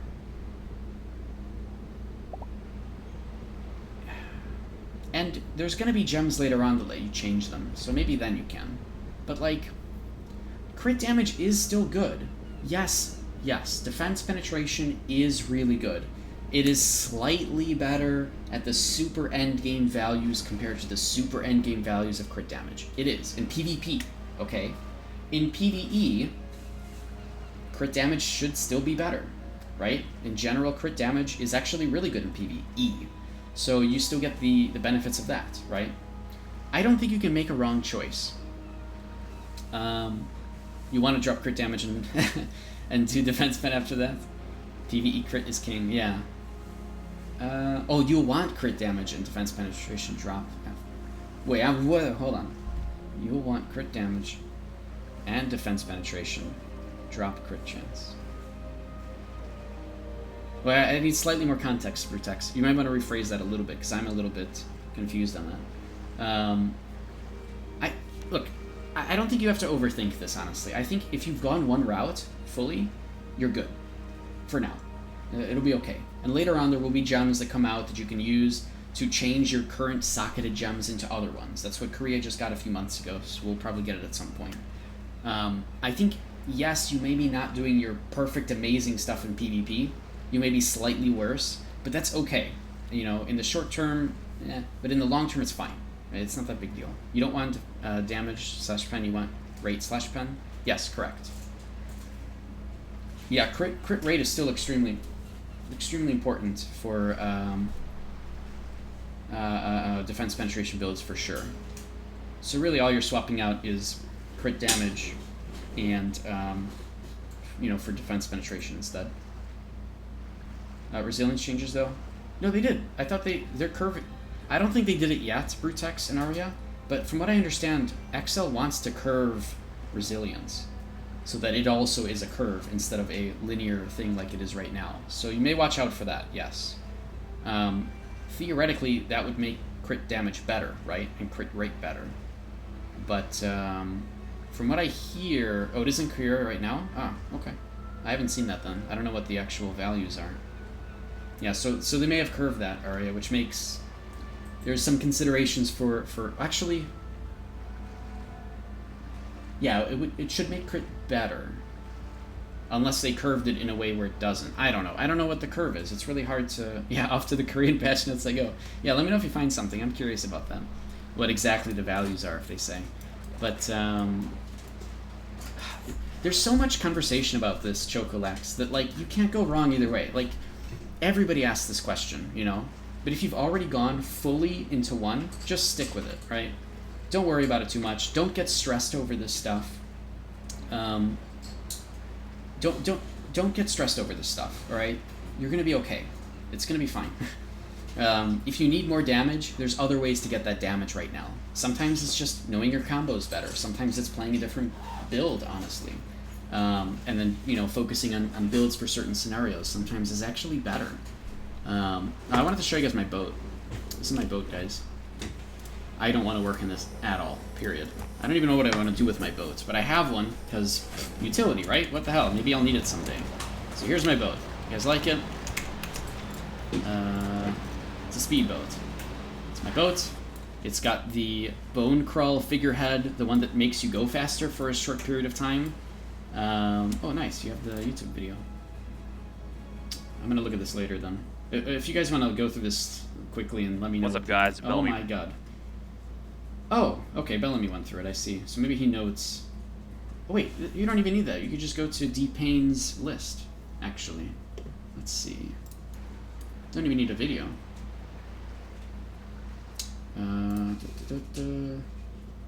Okay, I'll do this later. I don't want to do this right now, but yeah, so that's my build. My point is, don't stress yourself out with crit damage versus defense pen. Pick one, go with it, done, alright?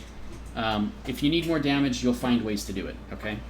They're both fine, they're both good. Later on, you'll be able to switch between them more easily, I hope. But, like, if you're going to stress out over that, there's plenty of other things to stress out over in Archeage, you know?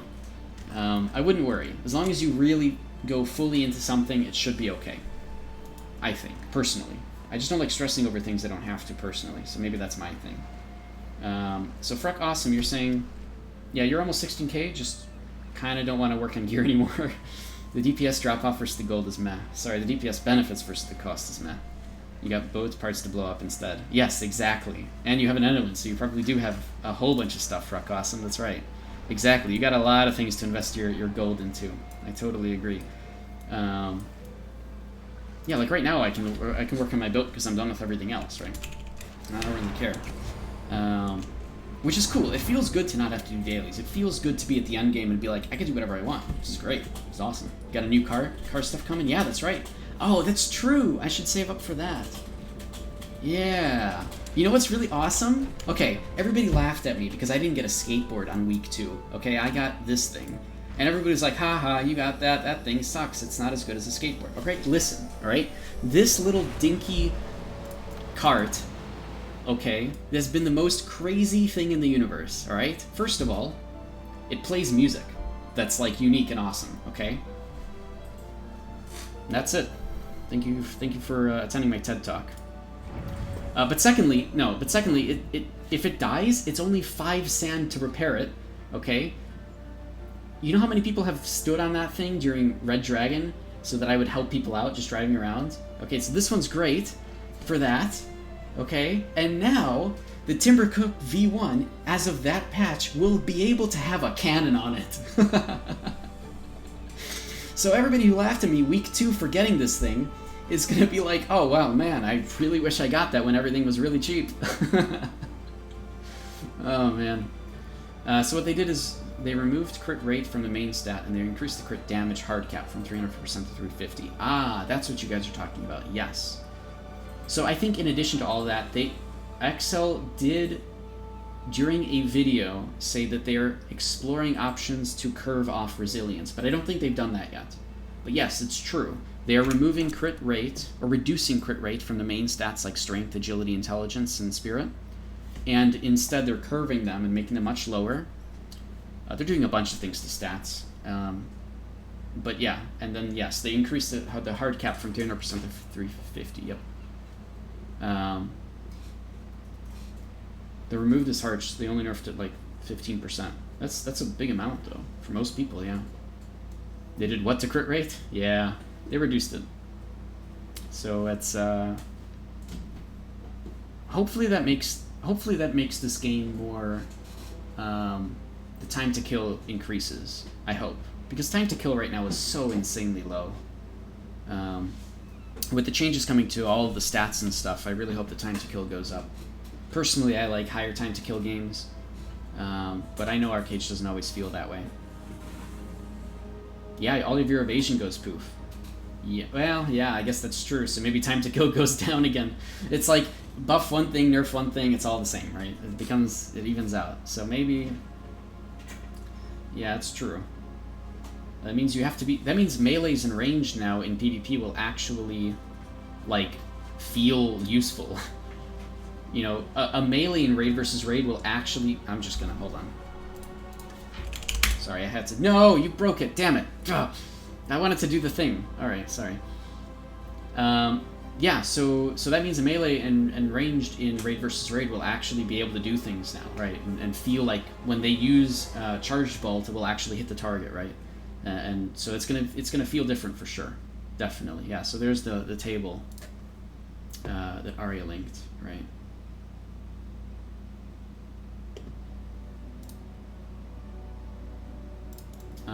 I don't know how Korea reacted to that. I know that it was bugged day 1, where like this patch didn't even do everything that it said it did. But yeah, I don't know what people think about it now. Did Korea like this patch? I have no idea.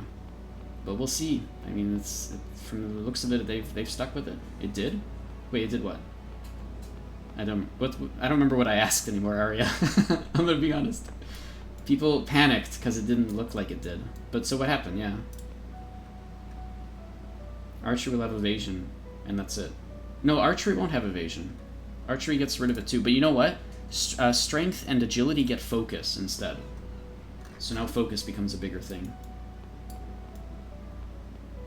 Oh, the patch being bugged? Oh, yeah. It did. So yeah, the patch was bugged, right? Okay. But I wonder how Korea, like, in general reacted to it.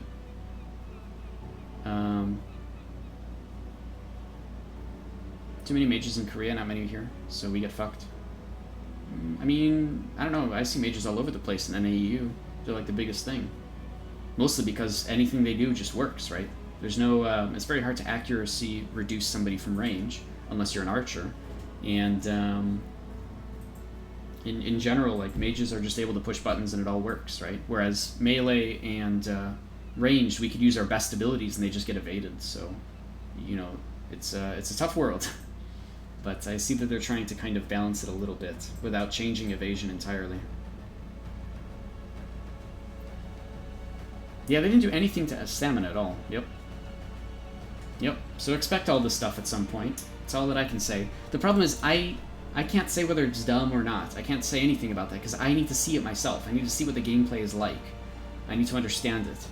So I don't want to make any comments until we get that. Right? I don't want to make any comments until we actually get these changes.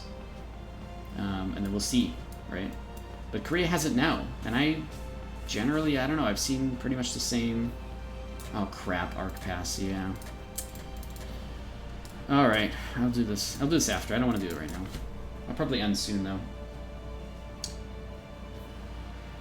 Everybody gets a buff in crit rate. Is that... I don't think so. Let's see, hold on, let me look at this very quickly. Go back down, don't forget your guild quests. I did those, yeah. I opened up all this stuff. Thanks, though. Appreciate it, Gen Dragon. So crit rate before and after. Yeah, so they did nerf crit rate. It's just they made it so that you get more crit rate from having 1,000 of a stat, but if you keep going, it curves off a lot. So I guess in some cases, yes, they kind of could have buffed crit rate to some people into some builds, but my 2,000 strength, instead of giving me 54% crit rate... Am I lagging a bit? What's going on? I'm losing a bunch of frames. Is everything good? Stream fine? I'm lagging quite a bit.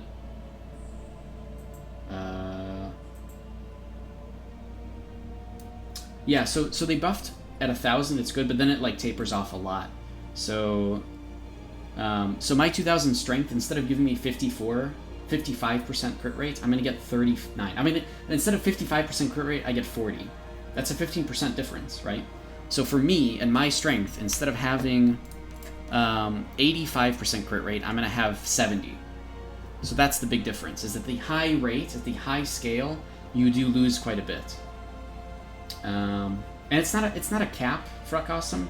It's just they're using 2,000 as just a number, essentially. You can still get like 2,200 strength, but your actual crit rate decreases. This chart that they gave us is just kind of like an example of, hey, if you had this much, this is how much you're going to have after the patch. If you have this much, this is how much you have to have. Yeah, so it's like a soft cap. Yeah, exactly. It just curves off how much you're getting over time. There's a formula to it, right? What?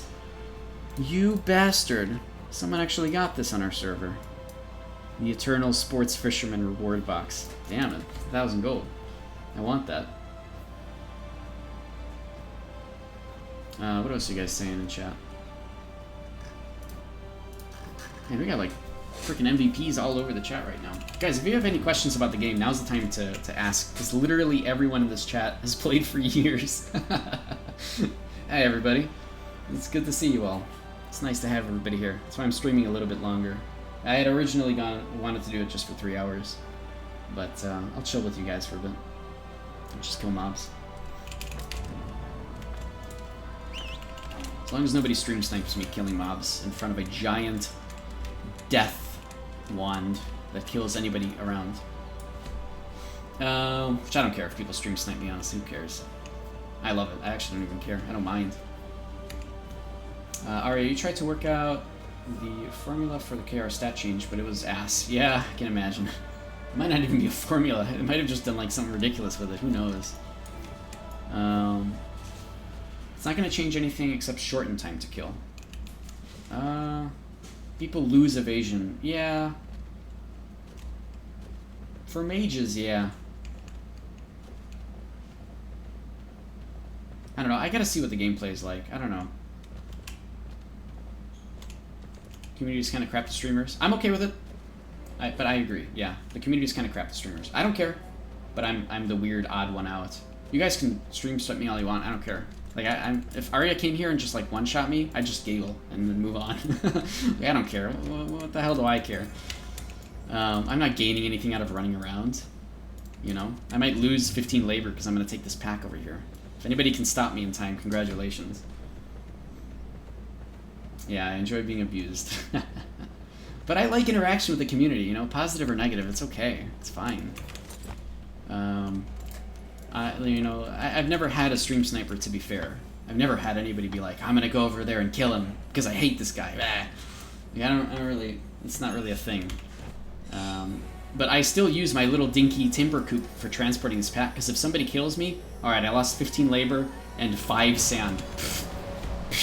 Whatever, man. It's not that big of a deal, right? Like, it's crazy. I love this timber coop, dude. It's the best one. So great. Archers are kind of getting the range nerf a little bit, because Deadeye is changing.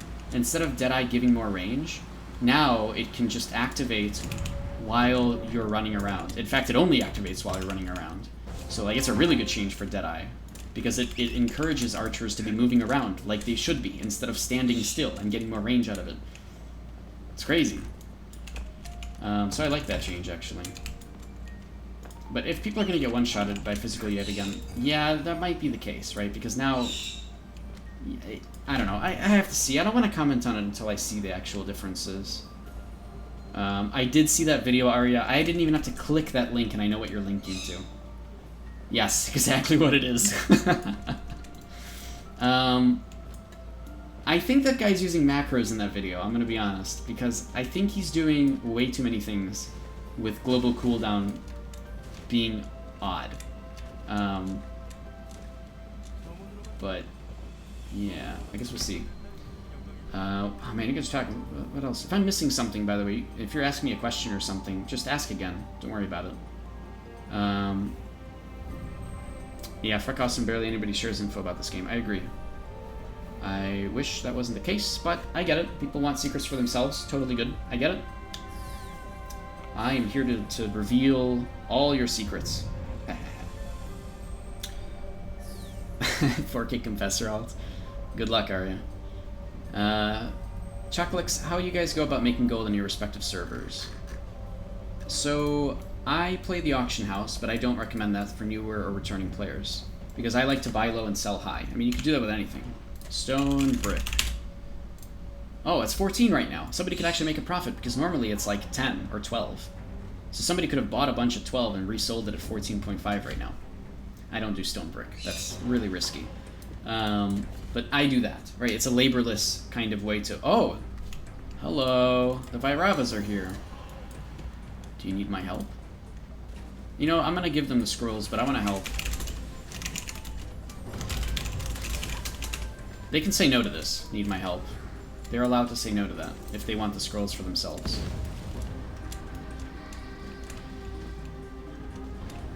So don't worry about it. If they don't invite me, it's not a big deal. I'm just gonna stand over here. So yeah, Andromeda. Oh god, I should extra Collider. Oh, okay, they do want my help. Oh my god, what the hell is going on? I guess I'm part of the reset rate. Okay, let me pay attention for like 2 minutes. Sorry. Again, if I missed the question, just if there's something important I missed, let me know. All right. I gotta kill a giant demon thing, and I'm already in a really bad position. So, you know, I don't want to be here. Get me out of there, please. Oh my god. This raid is glitched. It's not showing me the correct values. I didn't think I'd be doing this, but, you know. Oh god. Okay. Wiggles. Take this out. Alright, let's pay attention.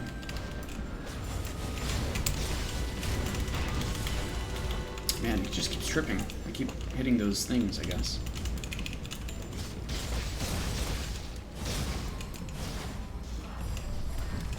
Ah! Okay.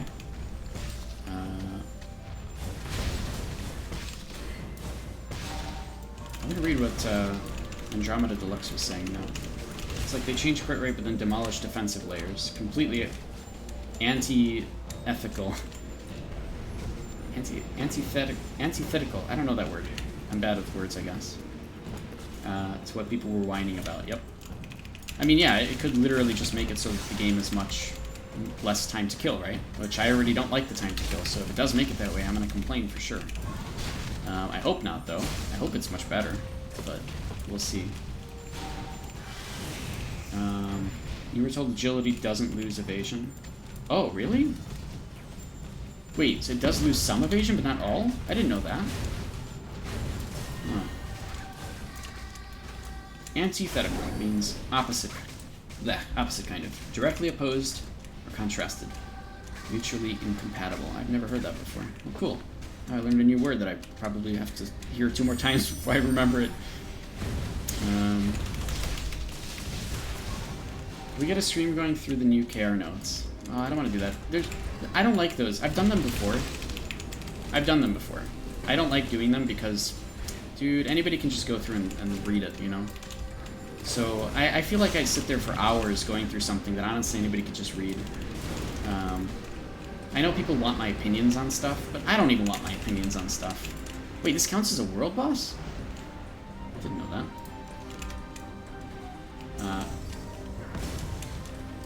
Oh, you need numbers, people. I get it, yeah. I know, people want my opinions on things. What's...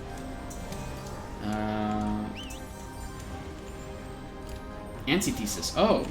Oh! Wait. Did I just... Oh god, I have to save that man. Hold on. Let me go back. I gotta save him. Save him. Get out of these boxes. They trapped a frog. Oh no, they trapped a wolf. That's fine. Antithetical. Antithesis. Oh, I see. Okay, alright. Yeah, that's fair. I should know that word then.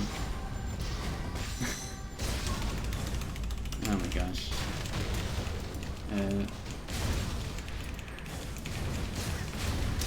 You need people to tell... Oh, you need numbers people to tell them what to do. Dude, I rebalanced a whole game once. So I worked for a game... I don't think I'm gonna dox myself by saying what game, but... I used to work for a game. And I'm dead. And I rebalanced the whole game, alright? They asked me because I knew science and computer science, and I took lots of math classes, and I rebalanced the whole game. And I rebalanced it really, really well. I made simulators, I did tons of trials and error, I worked with the community, but I was restricted to do things I didn't want to do. So it sucks, right? When they say, oh, you need this, blah, blah, blah. Okay, fine. This sucks. But I balanced it so well that the game was too balanced.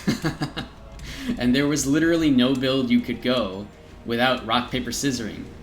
Right? It was a big problem. Rock, paper, scissors gameplay became a huge issue because it was too balanced.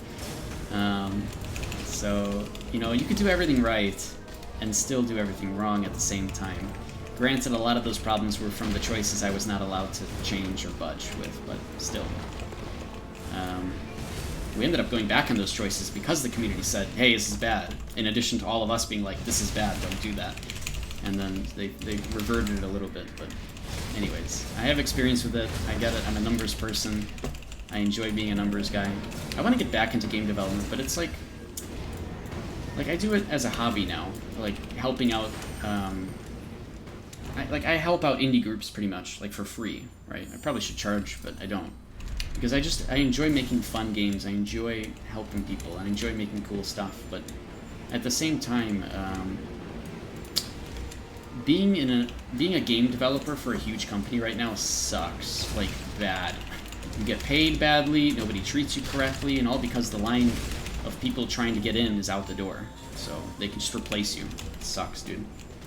Join Ashes of Creation team. Is that a thing I could do? I think you have to be local though for Ashes of Creation. But MMOs specifically, that's a scary realm. If I'm gonna work in a game again, I don't want it to be. And besides, I don't have like I don't have a resume that shows this Andromeda Deluxe. Unfortunately, they are working remote. I guess everybody's working remote, yeah. it'd be cool to work around Margaret Crone again. She's pretty cool. I know that she really does care about the communities that she works with. Yeah, I don't know. The problem is I don't have a resume for it, right? I have this, but this is not a resume, right? I understand video games, I talk about them all the time, and I know mechanics and everything, but what is that going to do? Nothing. It doesn't look good in a resume. It's really hard to get in. But I agree, you know, those... Yeah, I don't know. It's weird. It's weird.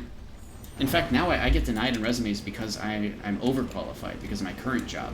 Because right now I actually lead a team and do my own thing and work on products for my company. Which I enjoy, for sure. But I enjoy making games and making people happy more, which I don't do right now.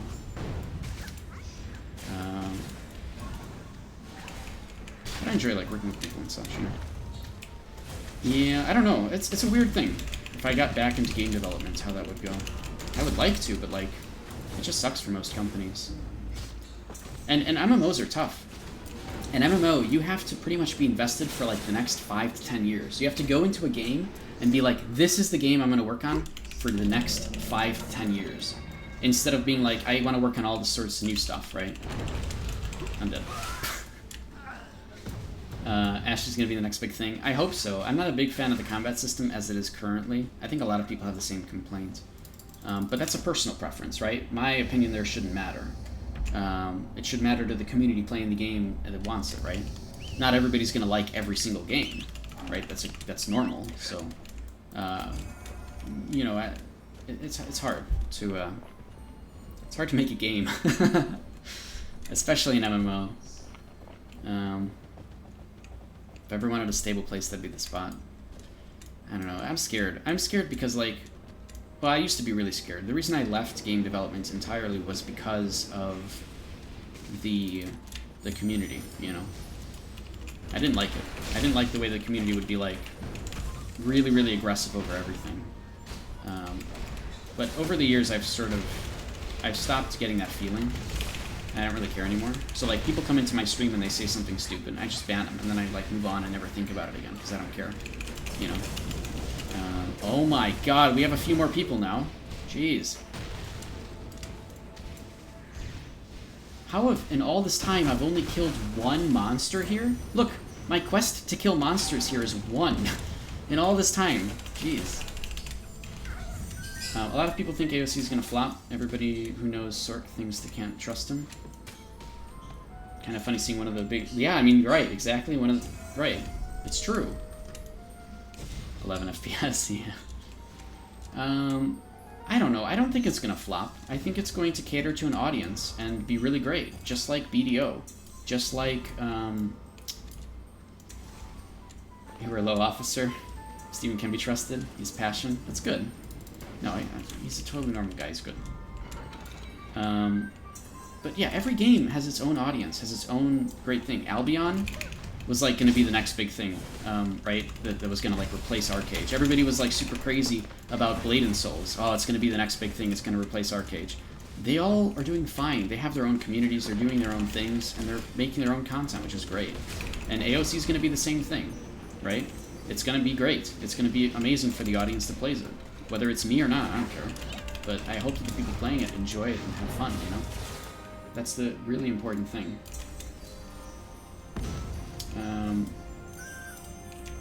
But we'll see. We'll see how AOC is. I can't...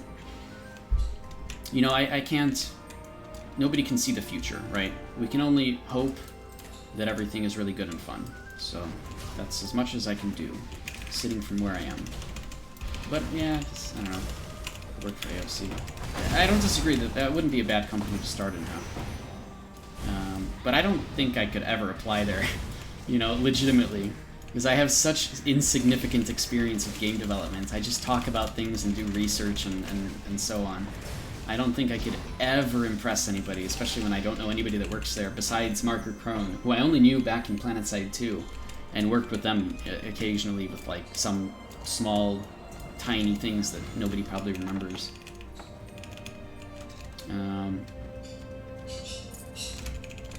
The biggest flops in games comes from developers and studios that don't even play the games to begin with. I totally agree, yeah. So they end up getting out of the loop behind mechanics. That's right, Cody. Cody's in the background chilling. Bless, yeah, Bless was another one. Bless, yeah, I don't know. I think Bless still has a really good community behind it, right? Yeah, when you're a little bad. It was the best 12-year-old leader I ever did see. Aww, that's cute. Yeah, I did lead a bunch of stuff in PlanetSide too. That was one of my most positive gaming experiences ever, period. Because everybody on our server of Emerald, or whatever it was back then, what's it? Matherson. On Matherson. Everybody, all the guild leaders except for one. Okay, everybody worked together. Everybody from every faction would set up shit to play the video game together and set up cool, awesome things for the community. Like, we did really, really well. It was my favorite time playing a game and doing amazing things. I loved leading them. It's really good. The community was great. Everybody was awesome. Really, really fun stuff. I do miss those times. And occasionally people from those times will come over to the stream and say hey, which is really nice. It's good to see everybody again. Just around. But yeah, I've been playing Archeage for like 5 or 6 years now, so this has been mainly my interest in this kind of MMO.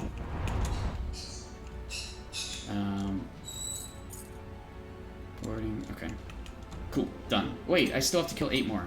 Hold on. Let me go back. Let me go back here. Yeah, when I was, man, 12 years old when PlanetSide 2 came out, I guess, huh? I think it was 21. No. 19? I don't remember. You take a group of like 10, 20 to 30-year-olds on a losing server and start to take over. Man, you have the same experience I did when I was a kid. That's amazing. I love it. That's so good. Look at you. It's a very cute, wholesome thing. Now you can never do that because of like, well, even back then you really couldn't. I'm surprised. Because if you have like a squeaky voice, nobody wants to trust you or something, right? Yours is Ultima Online. Mine was Diablo 2, for the most part. They got me into games. Ultima Online was a big one for so many people, definitely. For me, it was Ragnarok Online and Diablo 2. Diablo 2, I was like 12. I was actually 12. And I started... in fact, that's where GamePro 03 comes from. That's when I started playing. GamePro 03 was the year... 03 was actually the year that I had created my persona online. And I happened to be reading GamePro magazines at the time.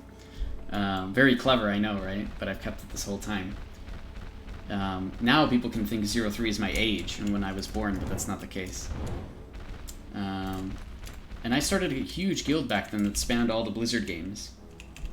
When I was just a little bad myself. Good times. I don't know why they trusted you.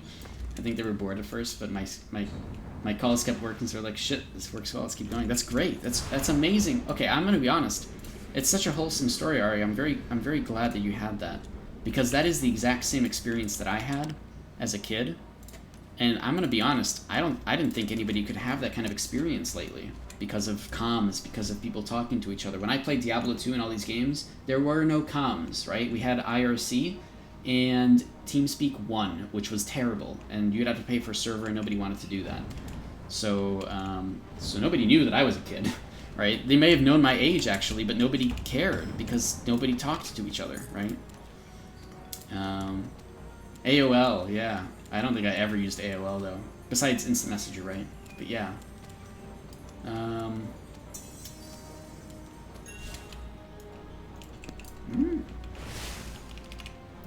get out of here. I'm done with this raid. But that's good. I'm actually really happy that you had that experience. Oh, wait. Okay, I have the quest. Good. I've done this once, right? Didn't take the quest by accident. Silly me. 5 Fisher coins for doing literally nothing yesterday. All I got was like fry packs. Jeez. Okay. I'll take it. Let's put this stuff away. You think it helped that you took criticism? Somebody would say, reckon we should do this, and I'd be like, alright. Yeah, of course that helps. That's the best way to lead. You gotta make your team feel like they're important. Not that they really are, of course. No, I'm kidding. Stop it. I'm just making a joke. In fact, I over 10, no, over 03, when was that? 17 years. Oh my god. Over 17 years I've been leading things, almost non-stop. And I learned a lot of things over this time. But like one of my favorite things to do, and why I love, sort of creating fun for people is, oh man, hold on, I'll read that in a second. One of my favorite things to do is to poke fun at people. And when I was on PlanetSide 2, I had a group of 4,000 people. So it's really hard to be like, poke fun at everybody. But I would make sure to do it. Like, I would always call unique people out for everything. Instead of saying, hey, someone do this, I always say, hey, you, Arya, do this, or you do that, or and I would make sure that people did feel like they're important, because they are. Everybody's important in any group. Everybody's looking for fun in video games the same way as the next. So officer or not, it doesn't matter. The more important people are your member base. And I made sure to drill that into every officer that, hey, those guys are way more important than us. We don't matter. We just make sure that they're not, like, killing each other, So, yeah, I really enjoyed leading. And I'm kind of done with that now. I've had my moments. If I were to go and lead on win, I would have done so in Archeage long ago, and I don't want to deal with it.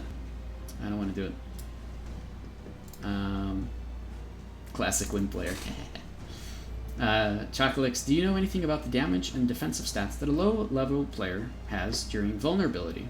There's no visible buff or stat change, but you're right, yeah, so lower-level players will actually take less damage in PvP. You're right. Level is the key here. And I remember back when when AAU first came out, I almost died constantly to a group of like level 20s just like jumping all over me in Hell Swamp because I was just there for some reason to help someone and they all swarmed me. So yes, that's a thing. But do I know anything about the actual specifics? I don't off the top of my head. I believe at some patch note they actually did give out those numbers, but I don't know what patch that was. I couldn't tell you any other info than it's quite a good buff. But you're right, yeah. They're actually able to gank up on you and kill you just because they're low level. Yep. Now keep in mind, it doesn't work during war, I think. I think it only works during conflict. So as soon as war hits, all that buff stuff goes away, alright? I think. I might be wrong on that. But yes, it is a thing.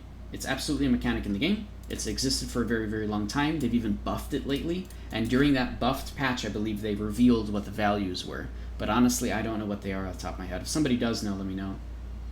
Arya, we know about it in oh, you're saying it. Yeah, non-war PvP. Oh, you've already answered everything. Amazing.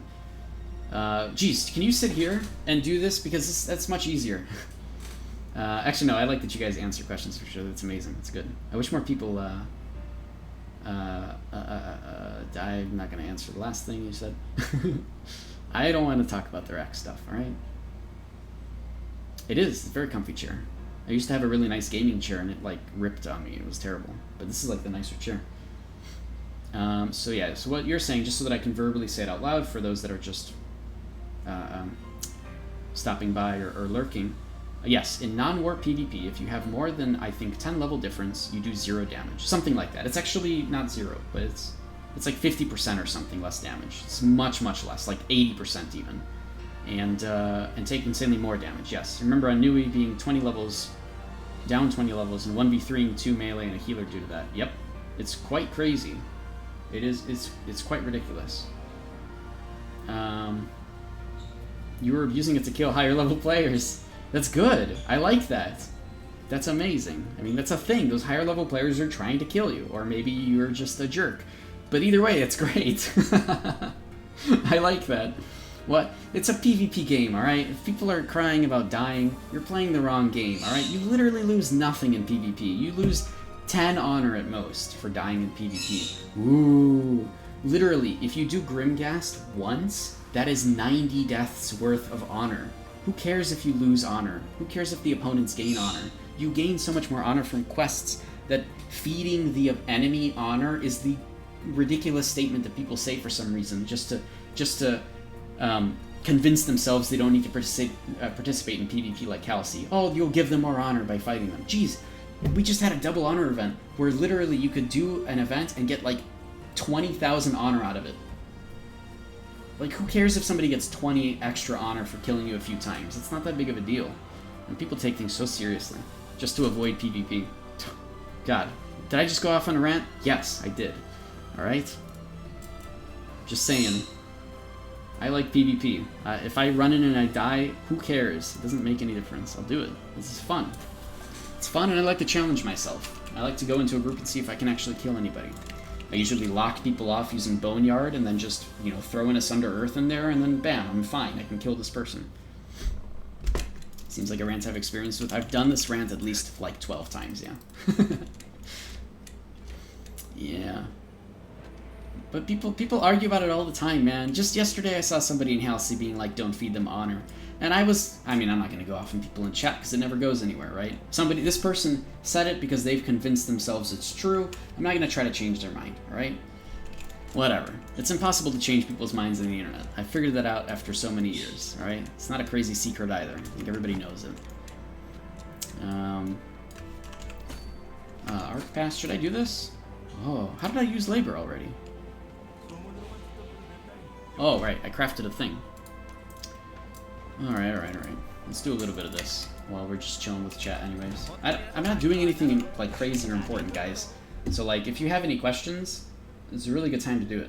You know, ask your questions about Archeage. If you're trying to learn more about the game, it's a great place to do it. I know you guys have been, but again, for anybody lurking in the background, if you want to pitch in and you just want to ask questions, go for it. It's no problem. This is a really good place to do it. This is why I stream. I'm not going to make fun of you guys or anything for asking what you might think is a noob question, because there are no noob questions in Archeage. This game is insanely complicated, okay? Literally, everything is complicated, and it's built that way. So ask questions, figure things out, it's all good. You die deep into like 1 versus 20 situations, kill 2 people, and people still question mark you in chat? Yeah, whatever, dude. If somebody question marks in chat, I usually just block them and then I never have to deal with them again. You want to see my block list? I'm just going to scroll through it really fast, alright? Here it is. This is my block list. Okay? Still going. Still going. Still... Oh, Arya's on there, huh? That's interesting. I'm kidding. You would have been at the top. You're not there. I'm just poking fun at you. But yeah, exactly, right? People are silly, and it's fine. You can question mark, who cares? I don't care. It's like, whatever. But people are like that, and it's okay. It's fine. It's a video game. Everything we do in Archeage isn't gonna matter in 5 years. So enjoy your time playing a video game. Enjoy it. Challenge yourself. Learn stuff. Make friends. Talk to people. Do things that have value to you, and play a video game for fun, which I think people are really don't understand, actually. Even though they might say they're having fun. They're really not. They're stressing themselves out over dailies or something.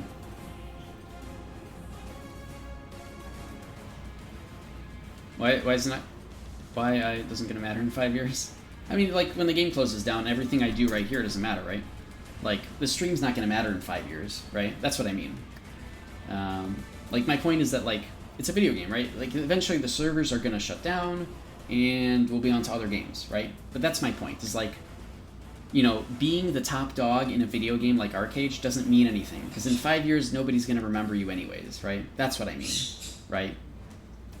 Exploiting, cheating, buying gold, buying accounts, just to get a win on win server, like, all that stuff isn't going to matter anyways. It's all a waste, because who cares, right? You just didn't challenge yourself, and in the end, whatever. Nobody really remembers you anyways, so... That's my point, kind of, with the Laboratory of Gaming. Maybe I'm wrong in that, but that's my personal thoughts, at least. It's my own opinion. It's even worse in Halsey. And you know the person who just killed you was a person running God's Whip macro? Yeah. People still do that. I guess they nerfed that massively in the later patch, though, right? They nerfed the animation canceling on God's Whip and stuff. I don't remember the details on that. I don't remember anything, but... That's right, Cody. Well, I guess you can still see my mouse. Nice. I should be using that more often, actually. And my keyboard, too. Here. Let's see if this still works. It does, but it's slightly off. Hold on. Where is the overlay keyboard? unlock. Slide it over there. Nice. Wait, I have this one too. Oh, you guys can see that. Okay, this one's better. Nice, look at that. You can see what I'm doing. This is really good for me anyways, because I can see what I'm pushing. Most of these buttons, actually, I use. In fact, almost every button you see right now on the screen I use, except for the Windows key. But, yeah, like everything I generally use for stuff. Is there another way to counter Impale other than Readout, Refreshment, and Defiance? Yes. But you probably want a better answer than that, so I'll give you one. One way that I counter Impale is to make sure that I use Tiger Strike on a target right when I know they're about to Impale. Usually people like to use Impale at the beginning of a fight, so right at the beginning I'll usually open up with Tiger Strike because I know it's coming. And for the most part I usually time it pretty well, especially when there's a bunch of people around me. Tiger Strike Life is very good because... Hey Krish! Tiger Strike Life is really good because for every target hit by it, you get 1 second of immunity to all disabling effects. So essentially 1 second of immunity for every target hit. It's pretty nice. It's a great way to engage into a fight. In fact, because of Life Tiger Strike, I'd say builds like Abolisher are actually still pretty good as long as you're playing them in a very tanky, look-at-me kind of way. I know that there's better builds generally for tanking. I understand, I get it. There's more efficient ones, blah, blah, blah. But I still like Abolisher for what it is because of Life Tiger Strike. You forgot about Life Tiger Strike? Yeah, that's probably some of the reasons why people can avoid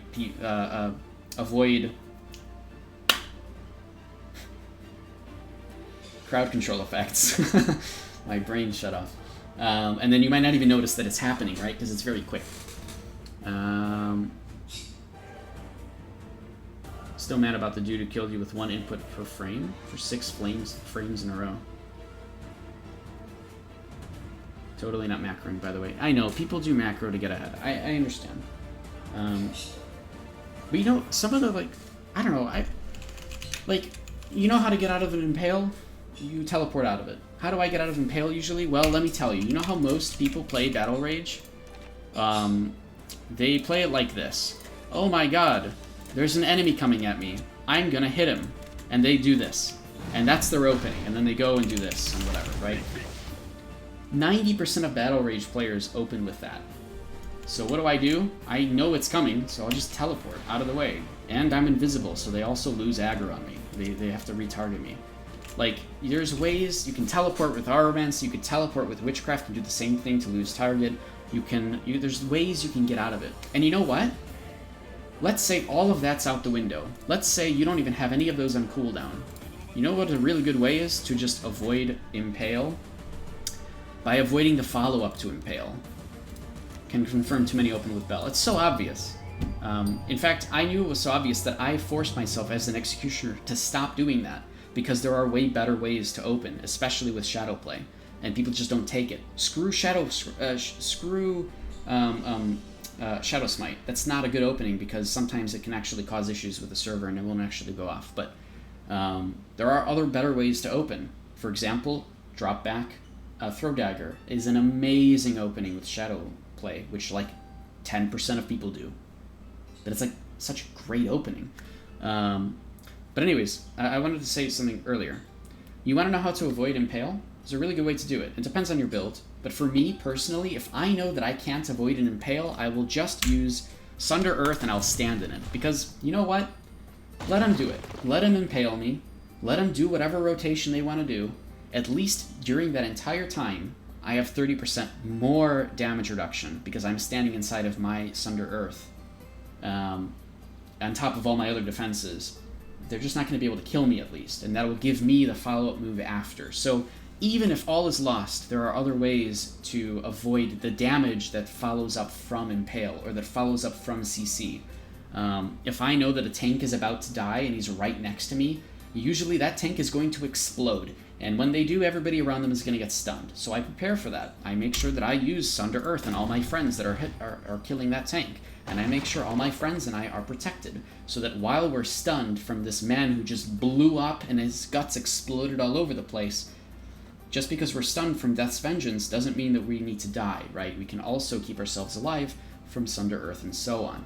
So even though, like, sometimes it's okay to accept crowd control. Sometimes you actually want to bait crowd control because you're prepared for it, right? You want to bait crowd control while you have Redoubt up. You want to bait crowd control while you have Shrug It Off on. Or whatever the longer one is. I already forgot. Because they keep changing the names of it. Courageous Action, right? You want to bait crowd control because you want them to use it then, because it's not going to work, right? So it's just some ideas for gameplay styles and positioning, and hopefully it helps a little bit with brainstorming. Alright, you remember a melee who tried to use Bell out of stealth, and instead of Shadow Smite, when you weren't even trying to dodge him, he used Bell instead of Shadow Smite. So what, they just teleported away from you, or moved away from you instead? Yeah. I mean, whatever, people make mistakes, right? I'm not gonna make fun of people making mistakes. That's okay. I make mistakes too. I made a mistake the other day. I'm very open about it.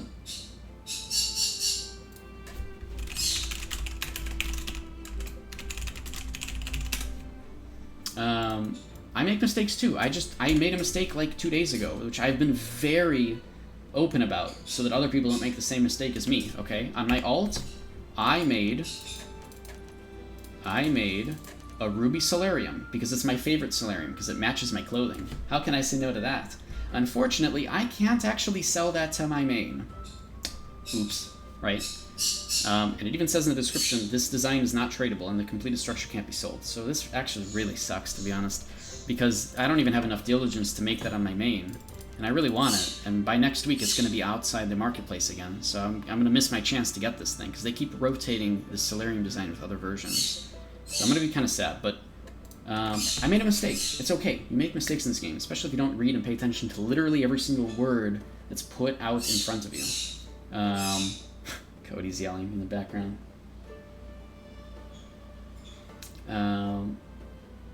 Sure, you could also CC him back if you know what's coming, but it doesn't always work out that way. Sometimes the server lags and both CCs go off at the same time on the same tick, so it happens.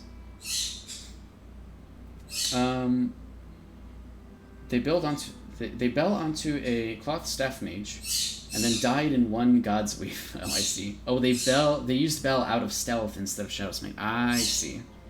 Right.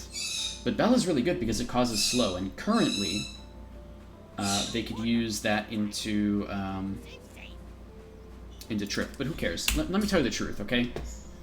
Here's something that people have not been using for the last 7 years, or 6 years, okay? Currently, behind enemy lines, has a combo with Snare that causes Distress. And Distress is actually one of the most powerful crowd controls that are not actually a crowd control in this game. Because Distress counts as a movement speed reduction, Distress counts as a combo with Crescent Slice, so you can actually keep it going.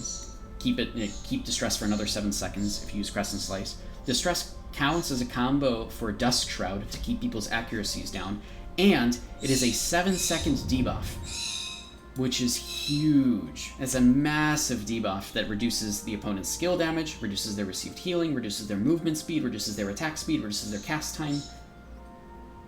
Distress is pretty good. Actually, it doesn't reduce cast time. Distress is pretty good, though. Wait, does it reduce cast time? I don't think so, right? Hold on. I just test this. It's easy. Oh no, I can't. I screwed up. I already used my Reverberate. Damn it. I don't think it reduces cast time, though. I'll just check later, if I remember. Yeah, they could have tripped, right? Yeah, but they didn't, so... Or maybe they did, but you evaded it, you know? It could be the case, too. And another thing, you know, actually, I have so many combos with Impale that I don't even use them all. In fact, it becomes even more combos in a couple weeks here with the Swiftblade additions. Occultism. Where is it? Wait, what? It doesn't work. It doesn't tell me my combos. Well, that's useless. Alright, whatever. I'm so, like, God, in 2 weeks, Swiftblade is gonna be crazy, man. Also, Cody's yelling. I'm gonna head out soon, though, I think. I'm gonna start winding down. 4 hours is not bad for a stream for me. Yeah, like, Hellspear has so many combos for me. Like, people just don't realize. Like, if I use Tiger Strike on a Hellspear target, on any impaled target anyways, they'll get tripped. But I don't even care about that. Like, I use Hellspear into Crows. Actually, I'll use Hellspear into Sinister Strike to extend the duration of Impale for 2 seconds, and then I'll use Reverberate to once again extend the duration of Impale for another 2 seconds because of Sinister Strike. You know, using that with Reverberate. And then I'll go into Crows to give him a 60% accuracy reduction. And then, in the next patch, after the Crows is just about to finish, I can use Entangle to stun them. Oh my god, what a crazy... Next patch is going to be insane for Swiftblade. People are going to feel that for sure. Arya, when you say CC him, it doesn't even need to be hard CC. Even just slap them with a shaken or snare or other CC, which makes them do less damage. Yep, exactly. Literally, if I can... If I know somebody is going to do damage to me, especially burst damage, sometimes I'll let them. Especially if I can reduce how much they're doing. Because if somebody uses Shadow Smite on me, and they're distressed, and I'm inside of my Sunder Earth, they're like doing 20% of the damage they normally would. Which is really good. And